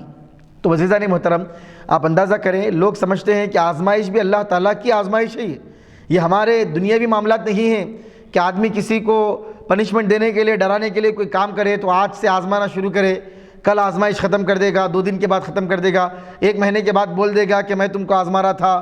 اگر کوئی باس اپنے کسی امپلائی کو آزمائے، میں دیکھ رہا تھا کہ تم کام کرو گے یا نہیں کرو گے، میں دیکھ رہا تھا، تو وہ 1 مہینے کے بعد اپنی خاموشی توڑ دے گا، 2 مہینے کے بعد توڑ دے گا، 10 دن کے بعد توڑ دے گا۔ لیکن عزیزان محترم، یہ اللہ تبارک و تعالیٰ کی آزمائش ہے۔ یہ آزمائش میں اور بندوں کے کام کرنے میں بڑا فرق ہوتا ہے۔ بندے اپنے لحاظ سے سوچتے ہیں اور اللہ تبارک و تعالیٰ کی ذات اتنی کائنات میں اتنی عظیم ہے، اس کے عظمتوں کے لحاظ سے معاملات ہوتے ہیں۔ آپ دیکھیں، بیماری سے شفا ملی، پھر ایک اونٹنی سے اونٹنیوں کی وادی بن گئی، ایک گائے سے گایوں کی وادی بن گئی، ایک بکری سے بکریوں کی وادی بن گئی۔ تو وادی بننے کے لیے، وادی کوئی چھوٹی چیز کو نہیں کہتے، وادی بہت بڑا مقام ہوتا ہے، وادی بہت بڑا حصہ ہوتا ہے۔ تو اتنا بڑا حصہ بننے کے لیے کتنے سال لگتے ہیں، آپ اس کا اندازہ کریے۔ تو اللہ تعالیٰ نے ان کو آزمانے کا ارادہ کیا، تو 1 دن میں اللہ نے آزمائش کو پورا نہیں کیا، 2 دن میں پورا نہیں کیا، 1 مہینے میں، 2 مہینوں میں نہیں، کئی سال بیت گئے۔ تو معلوم یہ ہوا کہ خدا جب آزماتا ہے اور آزمانے کے لیے اللہ ڈھیل دیتا ہے، تو 1 مہینہ، 2 مہینے، 1 دن، 2 دن نہیں، سالوں اللہ ڈھیل دیتا ہے۔ سالوں اللہ ڈھیل دینے کے بعد پھر آزمائش کا جو امتحان اللہ نے رکھا ہے، پھر اللہ تعالیٰ اس کو مکمل فرماتا ہے۔ تو اللہ تبارک و تعالیٰ کی قدرت کے لحاظ سے یہ امتحان ہوتا ہے۔ تو عزیزان محترم، کوئی آدمی گناہ پہ گناہ، نافرمانی کرتے ہی جا رہا ہے، خیانت پہ خیانت، لیکن اللہ اس کو نواز رہا ہے، دولت دے رہا ہے، تو وہ یہ نہ سمجھے کہ اللہ پکڑ نہیں رہا ہے، اللہ مؤاخذہ نہیں کر رہا ہے، کیونکہ اللہ کی آزمائش بڑی دیر سے آتی ہے۔ اللہ کا امتحان بہت گہرا اور بہت بڑا ہوتا ہے، وہ انتہائی دیر سے چیزوں کو، معاملات کو کرتا ہے، لیکن عزیزان محترم برابر اس کا نتیجہ آتا ہے۔ ثم انه اتى الابرص في صورته وهيئته۔ اب یہاں سے اللہ کی آزمائش شروع ہو گئی۔ اللہ نے دولت مند بنا دیا، حسن و جمال والا بنا دیا، سارا کچھ دینے کے بعد اللہ نے عزت دے دی، شہرت دے دی، دولت دے دی، حسن دیا، جمال دیا، سب دینے کے بعد اب آزمائش شروع ہوئی۔ ثم انه اتى، پھر وہی فرشتہ جس فرشتے نے سارا کچھ کیا، شفا دی، دولت دی، وہی فرشتہ کس کے پاس آیا؟ سب سے پہلے آدمی کے پاس، جس کو برس کی بیماری تھی، اس کے پاس آیا۔ فی صورتہ، کس صورت میں آیا؟ برس کی بیماری والا بن کر آیا۔ وہیئتہ، اسی حالت، وہی حالت ڈال کر آیا، وہی کپڑے پہن کر، جس طرح وہ آدمی تھا اسی حالت میں، اسی صورت میں، اور وہی بیماری کو لے کر فرشتہ اس کے سامنے ظاہر ہوا۔ فقال رجل مسکین، فرشتہ کہنے لگا کہ میں بہت غریب آدمی ہوں، مسکین آدمی ہوں، قد انقطعت بی الحبال فی سفری، سفر کی وجہ سے جو میرے پاس ساز و سامان تھا، کھانے پینے کے چیزیں تھے، سارے کچھ ختم ہو چکے ہیں۔ فلا بلاغ لی اليوم الا باللہ، اللہ کے سوا کوئی میرا سہارا نہیں ہے، اللہ ہی میری مدد کر سکتا ہے۔ ثم بکا، اللہ کر سکتا ہے، پھر اللہ کے فضل سے تم میری مدد کر سکتے ہو۔ وہ فرشتہ برس کی بیماری کے لباس میں اور اسی آدمی کی شکل و صورت میں آ کر اس آدمی سے کہتا ہے کہ اللہ کے بعد اب تم ہی میری مدد کر سکتے ہو۔ اسألک بالذی اعطاک اللون الحسن، میں تم سے مانگتا ہوں اس رب کے وسیلے سے جس نے اتنا خوبصورت رنگ تم کو عطا کیا ہے، اتنی خوبصورت شکل تم کو عطا کی ہے، والجلد الحسن، اتنی خوبصورت چمڑی تم کو عطا کی ہے، اسی رب کے وسیلے سے اور واسطے سے تم سے میں سوال کرتا ہوں۔ والمال بعیرا، اور جس ذات نے تم کو اتنے اونٹ اور اتنی دولت اللہ تعالیٰ نے عطا فرمائی ہے۔ وہ بندہ کہنے لگا، فرشتہ کہنے لگا، اسی کے وسیلے سے تم سے مانگتا ہوں۔ اتبلغ به فی سفری، میں چاہتا ہوں کہ کچھ وہ ساری دولت میں سے تم مجھے کچھ اتنا دے دو کہ میرا جو سفر رک چکا ہے میں اپنے سفر کو پورا کروں، سفر میں میرے لیے کافی ہو جائے، اتنی غذا، اتنا رزق تو مجھے دو۔ یہ جملہ اس فرشتے نے کہا۔ فقال، تو وہ آدمی کہنے لگا الحقوق کثیرۃ، حقوق بہت زیادہ ہیں، میرے اوپر ذمہ داریاں بہت ہیں، وادی ہے اونٹوں کی، اتنا کچھ اللہ تعالیٰ نے اس کو دے دیا ہے، لیکن اس کی نیت کا معاملہ یہ ہے کہ وہ کہتا ہے کہ حقوق بہت زیادہ ہیں، بہت لوگوں کو دینا ہے اور کافی ذمہ داریاں میرے اوپر ہے، میں تم کو نہیں دے سکتا۔ عزیزان محترم، اندازہ کریں کہ ایک سفر کو کمپلیٹ کرنے کے لیے کتنا سامان لگے گا، کتنی غذا لگے گی، کتنے پیسے لگیں گے، وہ اتنا دینے کے لیے بھی اس نے دل بڑا نہیں کیا، نیت اپنی صاف نہیں کی، اللہ تعالیٰ کی رضا اس نے نہیں دیکھی، اور اپنی چیز کو اس نے یاد نہیں کیا کہ ایک وقت میں ایسی بیماری میں تھا، میرے پاس کچھ نہیں تھا، اللہ تعالیٰ نے مجھ پر کرم کیا تھا، کچھ اسے یاد نہیں آیا۔ عزیزان محترم، اس نے کچھ نہیں دیا۔ فقال کأنی اعرفک، تو اس فرشتے نے کہا کہ سنو، مجھے معلوم ہے، میں تم کو پہچانتا ہوں۔ الم تکن ابرصا یقذرک الناس فقیرا، کیا تم فقیر، محتاج، تنگ دست اور برس کی بیماری والے آدمی نہیں تھے؟ لوگ تم سے نفرت نہیں کرتے تھے؟ فاعطاک اللہ، اللہ تبارک و تعالیٰ نے کیا تم کو نہیں نوازا؟ برس کی بیماری کو تمہارے ختم نہیں کیا؟ تم کو اللہ نے مالدار نہیں کیا؟ فقال انما ورثت هذا المال کابرا عن کابرین، تو اس بدبخت نے سارا کچھ سننے کے باوجود بھی جھوٹی بات کہا کہ اللہ نے نہیں دیا ہے، یہ تو مال میں نے اپنے آبا و اجداد سے پایا ہے، میں نے اپنے باپ دادا سے یہ دولت پائی ہے۔ وہ اس طرح کہنے لگا۔ فقال، تو اس فرشتے نے کہا ان کنت کاذبا فصیرک اللہ الی ما کنت، اگر تو جھوٹ بول رہا ہے تو اللہ تبارک و تعالیٰ تجھے ویسا ہی بنا دے جیسا تو تھا۔ جیسے ہی فرشتے نے دعا کی، پھر وہ وہی برس کی بیماری کی حالت میں وہ پہنچ گیا۔ تو عزیزان محترم، یہ معاملہ اس کا ہوا۔ وَأَتَى الْأَقْرَعَ فِي صُورَتِهِ وَهَيْئَتِهِ، گنجے کے پاس وہ آیا اور گنجا بن کر آیا فرشتہ، اور گنجی صورت میں آیا۔ فقال له مثل ما قال لهذا، اور اس سے بھی وہی کہا جو اس سے کہا۔ ورد علیہ مثل ما رد علیہ، اور اس گنجے نے بھی وہی جواب دیا جو اس برس کی بیماری والے نے جواب دیا۔ فقال، تو گنجے سے بھی فرشتے نے کہا کہ اگر تو جھوٹ بول رہا ہے تو اللہ تبارک و تعالیٰ پھر تیری سابقہ صورت اور حیت میں تجھ کو لوٹا دے اور تجھ کو ویسے ہی گنجا بنا دے۔ وَأَتَى الْأَعْمَى، اور نابینا کے پاس فرشتہ آیا، نابینا بن کر آیا اور اسی حیت میں، اسی شکل میں آیا۔ فقال، آ کر کہنے لگا رجل مسکین، میں غریب آدمی ہوں، وابن سبیل، مسافر ہوں، انقطعت بی الحبال فی سفری، سارا کچھ سفر کے ساز و سامان ختم ہو چکے ہیں۔ فلا بلاغ لی اليوم الا باللہ ثم بک، کوئی میرا سہارا نہیں ہے ایسے ماحول میں، اللہ اور اللہ کے بعد تم ہی میرا سہارا ہو، اللہ کے فضل و کرم سے تم ہی میری مدد کر سکتے ہو۔ اسألک بالذی رد علیک بصرک، میں مانگتا ہوں تم سے اس کے وسیلے سے جس نے تم کو بینائی لوٹائی، شاطن اب اتبلغ بہا فی سفری، ایک بکری تم مجھے دے دو جس کو لے کر میں اپنا سفر مکمل کر لوں گا۔ فقال، تو وہ نابینا جو وہ جس آدمی سے مانگا وہ نابینا کہنے لگا قد کنت اعمی، اے آدمی سنو، میں بھی نابینا تھا۔ نابینا فرشتے کو دیکھ کر وہ نابینا آدمی جو بینا ہو گیا وہ کہنے لگا قد کنت اعمی، ایک زمانہ تھا کہ میں بھی نابینا تھا۔ فرد اللہ الی بصری، اللہ تعالیٰ نے میری بینائی مجھ کو لوٹائی۔ فخذ ما شئت ودع ما شئت، اللہ نے نابینا سے مجھے بینا کیا، اتنا کرم اللہ نے کیا ہے، اور تو اس خدا کے وسیلے سے مجھ سے مانگتا ہے، اس کا نام لے کر تو نے مجھ سے مانگا ہے، اب لے لے، جتنا لینا چاہتا ہے تیری مرضی ہے، جو دولت لینا چاہتا ہے لے لے، جو چھوڑنا چاہتا ہے چھوڑ دے، میں تجھ سے کوئی بات نہیں کروں گا، تیری مرضی کے مطابق بکریوں کو لے کر جا۔ اس نے ایک بکری مانگی اور اس آدمی نے کہا جتنی بکریوں کو لے جانا چاہتا ہے لے جا، کیونکہ تو نے اس خدا کا وسیلہ دیا جس نے میری بینائی کو لوٹایا اور میں نابینا تھا، مجھ کو بینا کیا۔ فواللہ ما اجھدک اليوم بشیء اخذتہ للہ عز وجل، اور وہ کہنے لگا کہ میں تم کو کوئی مشقت میں نہیں ڈالوں گا، جو چیز تم اللہ تعالیٰ کی راہ میں لوگے وہ تمہارے لیے میں ہدیتاً دے رہا ہوں، کوئی مشقت اور میں کوئی مصیبت میں تم کو نہیں ڈالوں گا، سارا کچھ تم لے لو۔ فقال امسک مالک فإنما ابتلیتم، تو وہ آدمی فرشتہ کہنے لگا اپنی دولت کو اپنے پاس رکھو، فإنما ابتلیتم، سنو کہ اللہ تبارک و تعالیٰ نے تم تینوں کو آزمایا ہے۔ وہ ایک قوم میں تھے، مشہور تھے، ایک برس کی بیماری والا تھا، ایک گنجا تھا، ایک نابینا تھا، تینوں کے ساتھ خدا نے فضل کا معاملہ فرمایا۔ فقد رضی اللہ عنک، فرشتہ کہنے لگا اے نابینا جس کو اللہ نے بینائی دی، اے آدمی اللہ تعالیٰ تجھ سے راضی ہو گیا ہے۔ وسخط علی صاحبیک، اور اللہ تعالیٰ تیرے دو دوست جو گنجا تھا، جو برس کی بیماری والا تھا، اس سے اللہ تعالیٰ ناراض ہو گیا ہے۔ تو عزیزان محترم، یہ مکمل حدیث مبارک کو آپ نے سماعت فرمایا، کتنے پیغام اور کتنے دروس اور کتنی عبرت کی باتیں اس حدیث مبارک میں ہم کو معلوم ہوتے ہیں۔ پہلی بات تو یہ ہے کہ اللہ تبارک و تعالیٰ جب آزماتا ہے تو کیسا اللہ تبارک و تعالیٰ آزماتا ہے، اس کا ہم کو اندازہ کرنا چاہیے، اور ہر وقت اس بات کا لحاظ کرنا چاہیے کہ اللہ ہر حال میں ہمیں دیکھ رہا ہے۔ اب یہاں بھی وہی بات کہ اللہ ہر حال میں نظر رکھے ہوا ہے، ہر حال میں اللہ توجہ فرماتا ہے، اپنی خاص عنایتوں کے ساتھ اللہ ہماری طرف متوجہ ہے۔ یہ بات اس حدیث مبارک میں یہ بات بھی ہے، اور اسی مطابقت کی وجہ سے باب المراقبہ میں اس حدیث مبارک کو لایا گیا ہے۔ ساتویں حدیث مبارک عن ابی یعلا شداد بن اوس رضی اللہ عنہ، ابو یعلا شداد بن اوس رضی اللہ تعالیٰ عنہ سے روایت ہے، نبی کریم صلی اللہ علیہ وسلم سے آپ روایت فرماتے ہیں، قال فرماتے ہیں، الکیس من دانا نفسہ وعمل لما بعد الموت۔ فرمایا ہوشیار آدمی، کیس کے معنی عقل مند آدمی کہتے ہیں۔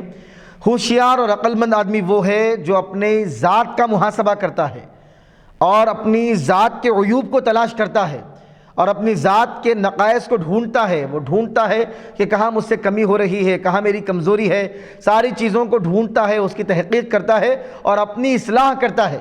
عقل مند آدمی وہ ہے جو اپنی اصلاح کرتا ہے، اپنا محاسبہ کرتا ہے، اور بیوقوف وہ ہے جو اپنے آپ کو چھوڑ کر پورے زمانے کی اصلاح اور لوگوں کے عیوب کو تلاش کرتے پھرتا ہے۔ تو عزیزان محترم، اس میں بھی اللہ کے پیارے حبیب نے ہم کو درس دیا کہ اپنی فکر کریں، اپنا محاسبہ کریں، اپنی آخرت کو سنوارنے کی فکر کریں۔ اور ایک حدیث مبارک میں حضور نے فرمایا، اصلح نفسک یصلح لک الناس، تو اپنے آپ کی اصلاح کر، لوگ تجھ کو دیکھ کر سدھر جائیں گے۔ آج زمانے میں ہر کوئی آدمی اپنے آپ کو بہت بڑا ولی اور بہت بڑا عابد، بہت بڑا زاہد، بہت بڑا متقی سمجھتا ہے، اور ہر آدمی سامنے والے کو گناہ گار، بدکار، خطا کار، سیاکار، شیطان، پلید سب کچھ سمجھتا ہے۔ عزیزان محترم، ہم کو یہ سوچ اور یہ فکر بدلنے کی ضرورت ہے اور اپنی اصلاح کرنے کی ضرورت ہے۔ عقل مند آدمی وہ ہے جو اپنی ذات کا محاسبہ کرے، اور بیوقوف وہ ہے جو لوگوں کا حساب کتاب کرتا ہوا پھرے اور لوگوں کا محاسبہ کرتے پھرے۔ وعمل لما بعد الموت، عقل مند آدمی وہ ہے جو ما بعد الموت، موت کے بعد کی جو زندگی ہے اس کے لیے کام کرتا ہے۔ عزیزان محترم، دنیا بنانے کے لیے لوگ بہت کرتے ہیں، حضور نے فرمایا، لیکن عقل مند وہ ہے جو موت کے لیے کرتا ہے، جو اپنی آخرت کو بنانے کے لیے، آخرت کو سنوارنے کے لیے محنت کرتا ہے، وہ عقل مند ہے۔ تو نیک اعمال کی طرف اس حدیث مبارک میں اشارہ ہے کہ بندہ نیک اعمال کرے اور آخرت کے لیے آدمی عمل کرے۔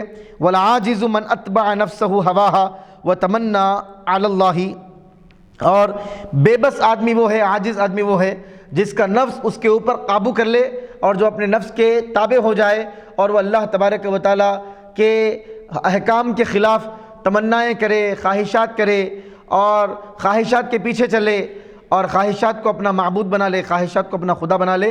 وہ عاجز آدمی ہے جو اپنے خواہشات کے پیچھے چلتا ہے، اور عقل مند آدمی وہ ہے جو خواہشات کو اپنے تابع رکھ کے چلتا ہے۔ عزیزان محترم، اس حدیث مبارک میں بھی وہی بات ہے کہ اللہ تبارک و تعالی ہر عمل کا حساب و کتاب لینے والا ہے، ہر عمل کو اللہ تعالیٰ جانتا ہے، اور آخرت میں اللہ تعالیٰ اس کا صلہ عطا فرمائے گا۔ امام ترمذی رحمۃ اللہ علیہ نے اس کی روایت کی اور فرمایا کہ یہ حدیث حسن ہے۔ قال الترمذی وغیرہ من العلماء معنی دان نفسہ حسبہ۔ ثامن، آٹھویں حدیث مبارک عن ابی ہریرہ رضی اللہ عنہ، سیدنا ابو ہریرہ رضی اللہ تعالیٰ عنہ سے روایت ہے، فرماتے ہیں، قال رسول اللہ صلی اللہ علیہ وسلم من حسن اسلام المرء ترکہ ما لا یعنی، نبی کریم صلی اللہ علیہ وسلم نے ارشاد فرمایا، آدمی کے اسلام کی خوبی میں سے یہ بات بھی ہے کہ آدمی بیکار اور فضول چیزوں کو چھوڑ دے۔ بے فضول چیزوں کو چھوڑ دے، یہ جملہ غلط ہے بالکل۔ بعض لوگ بے فضول چیزوں کو چھوڑ دے کہتے ہیں۔ بے فضول جو ہے یعنی وہ کام کی چیز ہے۔ بے فضول کا مطلب جو فضول نہیں ہے، بے فضول کا مطلب جو فضول نہیں ہے۔ ارے کیا بے غیرت ہے کا مطلب کیا ہوتا ہے؟ جس کے پاس غیرت نہ ہو اس کو بولتے بے غیرت، اور بے فضول کا مطلب جو چیز فضول نہیں ہے یعنی کام کی ہے، تو یہ چیز بے فضول ہے نہیں، یہ چیز فضول ہے۔ تو حضور نے فرمایا اسلام کی خوبی میں سے یہ بات ہے کہ آدمی فضول چیزوں کو اور بیکار چیزوں کو آدمی چھوڑ دے، جس سے اس کا تعلق نہیں ہے اور جس سے اس کا ربط نہیں، ایسی چیزوں کو چھوڑے، اور جو کام کی چیز ہے اس کی دنیا کے آبادی کے لیے، دین کی آبادی کے لیے، آخرت کو بہتر بنانے کے لیے، دنیا کو بہتر بنانے کے لیے جو کام ہے وہ کرے۔ لوگوں کے معاملات میں پڑھنا، تتبع کرنا، تجسس کرنا، لوگوں کی غیبتیں کرتے پھرنا، لوگوں کے معاملات میں ہمیشہ ٹوہ میں لگے رہنا، تجسس میں لگے رہنا، عزیزان محترمین کو چھوڑے، اور ایسا کوئی بھی کام جس کا کوئی فائدہ نہ ہو، ایسی کوئی بھی بات جس کا کوئی فائدہ نہیں نکلتا ہو، ایسی باتوں سے، ایسے کاموں سے بچنا، یہ اسلام کی خوبی ہے۔ اور ایسا مسلمان کامل مسلمان ہے جو ایسا کام نہیں کرتا جو بے فائدہ ہو، اور جو ایسی بات نہیں کرتا جو بے فائدہ ہو۔ عزیزان محترم، یہ حدیث مبارک انتہائی عظیم حدیث مبارک ہے۔ ائمہ اور محدثین پوری اتفاق آراء کے ساتھ یہ فرماتے ہیں کہ اسلام کا دار و مدار جن 5 احادیث مبارکہ پر ہے، ان 5 احادیث مبارکہ میں سے یہ حدیث مبارک بھی ہے جس میں حضور نے فرمایا آدمی کے اسلام کی خوبی یہ ہے کہ فضول کاموں کو چھوڑ دے۔ اتنے مختصر سے جملے میں حضور نبی کریم صلی اللہ علیہ وسلم نے سمندر کی طرح معانی حضور نے بیان فرمائے۔ اب آپ لسٹ بنائیں کہ فضول کام کیا ہے، بیکار کام کیا ہے، زائد کام کیا ہے، وہ چیزیں کیا ہیں جو آپ سے متعلق نہیں ہیں، جو آپ سے ریلیٹڈ نہیں ہیں، وہ کام کی فہرست آپ بنائیں، ان باتوں کی فہرست بنائیں، اور ساری چیزوں کو آپ نکالتے جائیں۔ یہ نہیں کرنا ہے، یہ بات نہیں بولنا ہے، یہ کام نہیں کرنا ہے، تو سارا کچھ آپ کے دین کے حسن میں یہ آئے گا، اور آپ کا اسلام حسین ہوگا، آپ کامل مومن بنیں گے، اور اس کی وجہ سے آپ کی زبان کی حفاظت ہوگی، دل کی حفاظت ہوگی، دنیا میں آپ کا وقت ضائع ہونے سے بچے گا۔ صحیح کام میں آپ وقت کو لگائیں گے تو دنیا بھی آپ کی بہتر ہوگی، آخرت بھی بہتر ہوگی، کیونکہ اللہ تبارک و تعالیٰ نے دنیا آخرت دونوں کو بہتر بنانے کا حکم دیا ہے۔ اس حدیث پر عمل کریں گے تو دنیا اور آخرت دونوں بھی بہتر ہوں گے، اور دونوں کی بہتری کی ضمانت اس حدیث مبارک میں موجود ہے۔ ان 5 احادیث میں یہ حدیث مبارک بھی ہے جن پر اسلام کا دار و مدار ہے۔ تو عزیزان محترم، یہ بھی ذہن میں رکھیں۔ التاسع، 9ویں حدیث مبارک ہے، عن عمر رضی اللہ عنہ عن النبی صلی اللہ علیہ وسلم، سیدنا عمر رضی اللہ تعالیٰ عنہ سے روایت ہے، فرماتے ہیں اللہ کے پیارے حبیب پاک علیہ الصلوۃ والسلام نے ارشاد فرمایا، لا يسأل الرجل فيما ضرب امرأته، رواہ ابو داؤد۔ کسی بھی آدمی سے یہ نہ پوچھا جائے کہ اس نے اپنی بیوی کو کیوں مارا ہے۔ اب یہ حدیث مبارک اللہ کے پیارے حبیب نے فرمایا کہ آدمی نے اپنی بیوی کو کیوں مارا ہے، اس سے نہ پوچھا جائے۔ تو اس کا کیا مطلب ہے عزیزان محترم؟ اگر کوئی آدمی اپنی بیوی کو خوب مارے پیٹے اور ظلم زیادتی اس کے اوپر کرے تو کیا بچی کے ماں باپ اس سے نہیں پوچھ سکتے، بھائی نہیں پوچھ سکتے؟ کیا محلے والے، ہمدردی کرنے والے لوگ اس سے نہیں پوچھ سکتے، اس کو ڈانٹ نہیں سکتے؟ اس کا کیا مطلب ہے؟ تو عزیزان محترم، اس بارے میں سنیں۔ قرآن کریم میں اللہ تبارک و تعالیٰ نے سورہ نساء کی آیت نمبر 34 میں اللہ تبارک و تعالیٰ نے اس قسم کی بات کا اللہ تعالیٰ نے وہاں بھی ذکر کیا کہ بیوی اگر نافرمانی پر اتر آئی ہے، اگر تم کو خوف ہے اس بات کا کہ بیویاں نافرمانی کریں گی، تو اللہ تبارک و تعالیٰ فرماتا ہے فَعِذُوهُنَّ، سب سے پہلا کام یہ ہے کہ تم ان کو نصیحت کرو۔ فَعِذُوهُنَّ، اللہ فرماتا ہے کہ اگر تم کو ڈر ہے کہ وہ نافرمانی کریں گی اور تمہاری مرضی کے خلاف، جہاں شریعت کا دائرہ، شریعت کے باہر جا کر وہ ایسی حرکتیں کریں گی جو شریعت کے لحاظ سے بھی غلط ہے، اور تم کو بھی جو چیزیں ناراض کرتی ہیں اور شریعت کے خلاف وہ معاملات کریں گی اور تمہاری نافرمانی کریں گی، تو سب سے پہلا کام اور سب سے پہلا طریقہ اللہ تعالیٰ نے بتایا کہ اپنے بیویوں کو نصیحت کرو، بات سے پہلے انہیں سمجھاؤ، اور نصیحت بار بار کرنے کے بعد بھی وہ نہ مانتی ہوں تو اللہ نے فرمایا وَاهْجُرُوهُنَّ فِي الْمَضَاجِعِ، بستروں میں ان کو علیحدہ کر دو، ان کے ساتھ بستر پہ نہ سویا کرو، ان کے ساتھ علیحدہ ہو جاؤ اور ان کو چھوڑ دو، تاکہ اس کی وجہ سے، بستروں میں ان کے ساتھ نہ رہنے کی وجہ سے کم وہ راستے پر آ جائیں۔ اس کے باوجود بھی وہ راستے پر نہ آئیں، وَاضْرِبُوهُنَّ، تو اللہ کے پیارے حبیب پاک علیہ السلام نے فرمایا ان کو مارو، اللہ تعالیٰ نے فرمایا ان کو مارو۔ یہ 3 باتیں اللہ تعالیٰ نے ذکر فرمائی کہ نصیحت کرو، نصیحت سے کام نہ ہو تو بستروں میں علیحدہ ہو جاؤ، اس سے بھی کام نہ ہو تو مارو۔ کتنا مارنا چاہیے؟ اللہ کے پیارے حبیب پاک علیہ السلام نے فرمایا ایسا مار ہرگز مارنا کسی بھی آدمی کے لیے جائز نہیں ہے جو مار نشان چھوڑتا ہے، نشان لانے والا، جسم پر نشان پیدا کرنے والا مار نہیں مار سکتے۔ مسواک سے مار دیا، ایسی چیز سے ہلکا سا مار کہ بس اس کے دل پہ یہ احساس ہو کہ میرے شوہر نے مجھے مارا ہے، اور اس احساس کی وجہ سے وہ فرما برداری کی طرف آئے۔ آپ بات کو سمجھیے، عظیم مطلب اس حدیث مبارک کا ہے، اور اس کا صحیح معنی مفہوم سمجھیے، ورنہ غلط معنی مفہوم سمجھیں گے تو حدیث مبارک کا غلط مطلب آپ صحیح مطلب کیا ہے آپ کو سمجھ میں نہیں آئے گا۔ تو ہلکا سا مار، ایسا مار غیر مبرح، حدیث میں آتا ہے جو اثر نہیں چھوڑتا ہے، ایسا مار جس کی وجہ سے کوئی نشان جسم پر نہیں بیٹھتا، ایسا مار مارنا چاہیے۔ اب کوئی بھی ایسی صرف بیوی کو یہ تکلیف ہو کہ میرے شوہر نے مجھے مارا ہے، تو یہ معنی مفہوم ہے۔ تو یہاں بھی وہی ہے کہ اگر کوئی متقی پرہیزگار آدمی، اب یہ حدیث شریف کا مطلب سمجھیے کہ متقی پرہیزگار آدمی جو علم والا ہے، تقوی والا ہے، نمازی ہے، بہت سلجھا ہوا آدمی ہے، لوگ اس کے کردار کو دیکھتے ہیں، کیریکٹر کو دیکھتے ہیں، اس کے اخلاق کو دیکھتے ہیں، اور لوگوں کو معلوم ہے کہ بڑا شریف آدمی ہے، متقی پرہیزگار آدمی ہے، اور ایسے ہی بیوی کو نہیں مار رہا ہوگا، کچھ نہ کچھ وجہ ہوگی، تو وہاں پر یہی چیز کو ہم لائیں گے، یہ سمجھیں گے اس کے بارے میں کہ اس نے پہلے نصیحت کیا ہوگا، پھر اس کے بعد اس نے اپنی بیوی کے ساتھ بستر میں علیحدگی کی ہوگی، پھر اس کے بعد وہ اپنی بیوی کو ایسا مار رہا ہوگا جو غیر مبرر ہے، نشان جسم پر نہیں آیا ہے، اس لیے چونکہ ان کا پرسنل میٹر ہے میاں بیوی کا، اور باہر وہ آنا اور لوگ اس کے بارے میں سوال کرنا یہ اخلاق کے خلاف ہے، مروت اور شرافت کے خلاف ہے۔ اس لیے کسی بھی شریف آدمی سے، متقی پرہیزگار آدمی سے جو اپنی بیوی کی تادیب کے لیے، ادب سکھانے کے لیے ایسا مارتا ہے جس سے نشان جسم پر نہیں آتا، تو اس متقی پرہیزگار آدمی سے نہیں پوچھا جائے گا کہ تم نے اپنی بیوی کو کیوں مارا۔ تو عزیزان محترم، یہ مطلب اس حدیث مبارک کا ہے، اور اس حدیث مبارک کا ہے۔ تو عزیزان محترم، ان چیزوں کا بھی ہم کو خیال کرنے کی ضرورت ہے، لوگوں کے پرسنل میٹرز میں بھی نہیں پڑھنا چاہیے، لیکن اس کا یہ مطلب نہیں ہے اگر کوئی ظالم، شرابی قسم کا کوئی آدمی، اور جواری کوئی آدمی، اور بد اخلاق، بد کردار، بدطینت کوئی آدمی اگر بیوی پر ظلم کرتا ہے اور مارتا پیٹتا ہے، تو عزیزان محترم اجازت ہے اس بات کی کہ وہ اسے سوال بھی کر سکتے ہیں، اس کی سرزنش بھی کر سکتے ہیں، اس کو ڈانٹ بھی کر سکتے ہیں، ڈانٹ بھی سکتے ہیں، اور ہر ایسا کام کر سکتے ہیں جس سے اس کو راہ راست پر لایا جائے اور بیوی پر ظلم کرنے سے اس کو بچایا جائے۔ یہ بات کس کے بارے میں ہے؟ متقی پرہیزگار آدمی کے بارے میں ہے۔ تو عزیزان محترم، یہ حدیث مبارک میں یہ بات بیان کی گئی کہ کسی بھی آدمی سے یہ نہ پوچھا جائے کہ اس نے اپنی بیوی کو کیوں مارا ہے۔ اللہ تبارک و تعالی ہر چیز کو دیکھ رہا ہے، ہر چیز کو اللہ تبارک و تعالی سن رہا ہے، اور ہر چیز کا اللہ تبارک و تعالی بدلہ اور صلہ اللہ تبارک و تعالی عطا فرمائے گا۔ تو عزیزان محترم، 9 احادیث مبارکہ باب المراقبہ میں تھے۔ الحمدللہ اللہ کے فضل اور اس کے حبیب کے فضل و کرم سے ہم نے ان 9 احادیث مبارکہ کو مکمل کیا۔ باب المراقبہ کمپلیٹ ہوا، مکمل ہوا۔ انشاءاللہ تبارک و تعالی اگلی نشست میں باب فی التقوی کا آغاز ہوگا اور احادیث مبارکہ کا درس ہوگا۔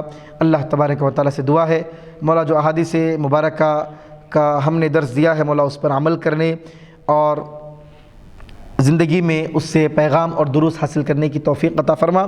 ساری امت مسلمہ پر خصوصی کرم فرما، جو بیمار ہیں مولا ان کو شفائے کلی عطا فرما، اور ہم سب کو، پوری دنیا کے پورے مسلمانوں کو ہر قسم کی وبائی بیماری سے ہم سب کی حفاظت فرما، ہم سب کے گھروں میں رہنے والوں کی حفاظت فرما، پورے خاندانوں کی، پورے عالم اسلام کے مسلمانوں کی حفاظت فرما، زمینی آسمانی بلاؤں سے، فتنوں سے ہم سب کو محفوظ فرما، اور مرتے وقت کلمہ لا الہ الا اللہ محمد الرسول اللہ زبان پر جاری و ساری فرما، خاتمہ بالخیر فرما۔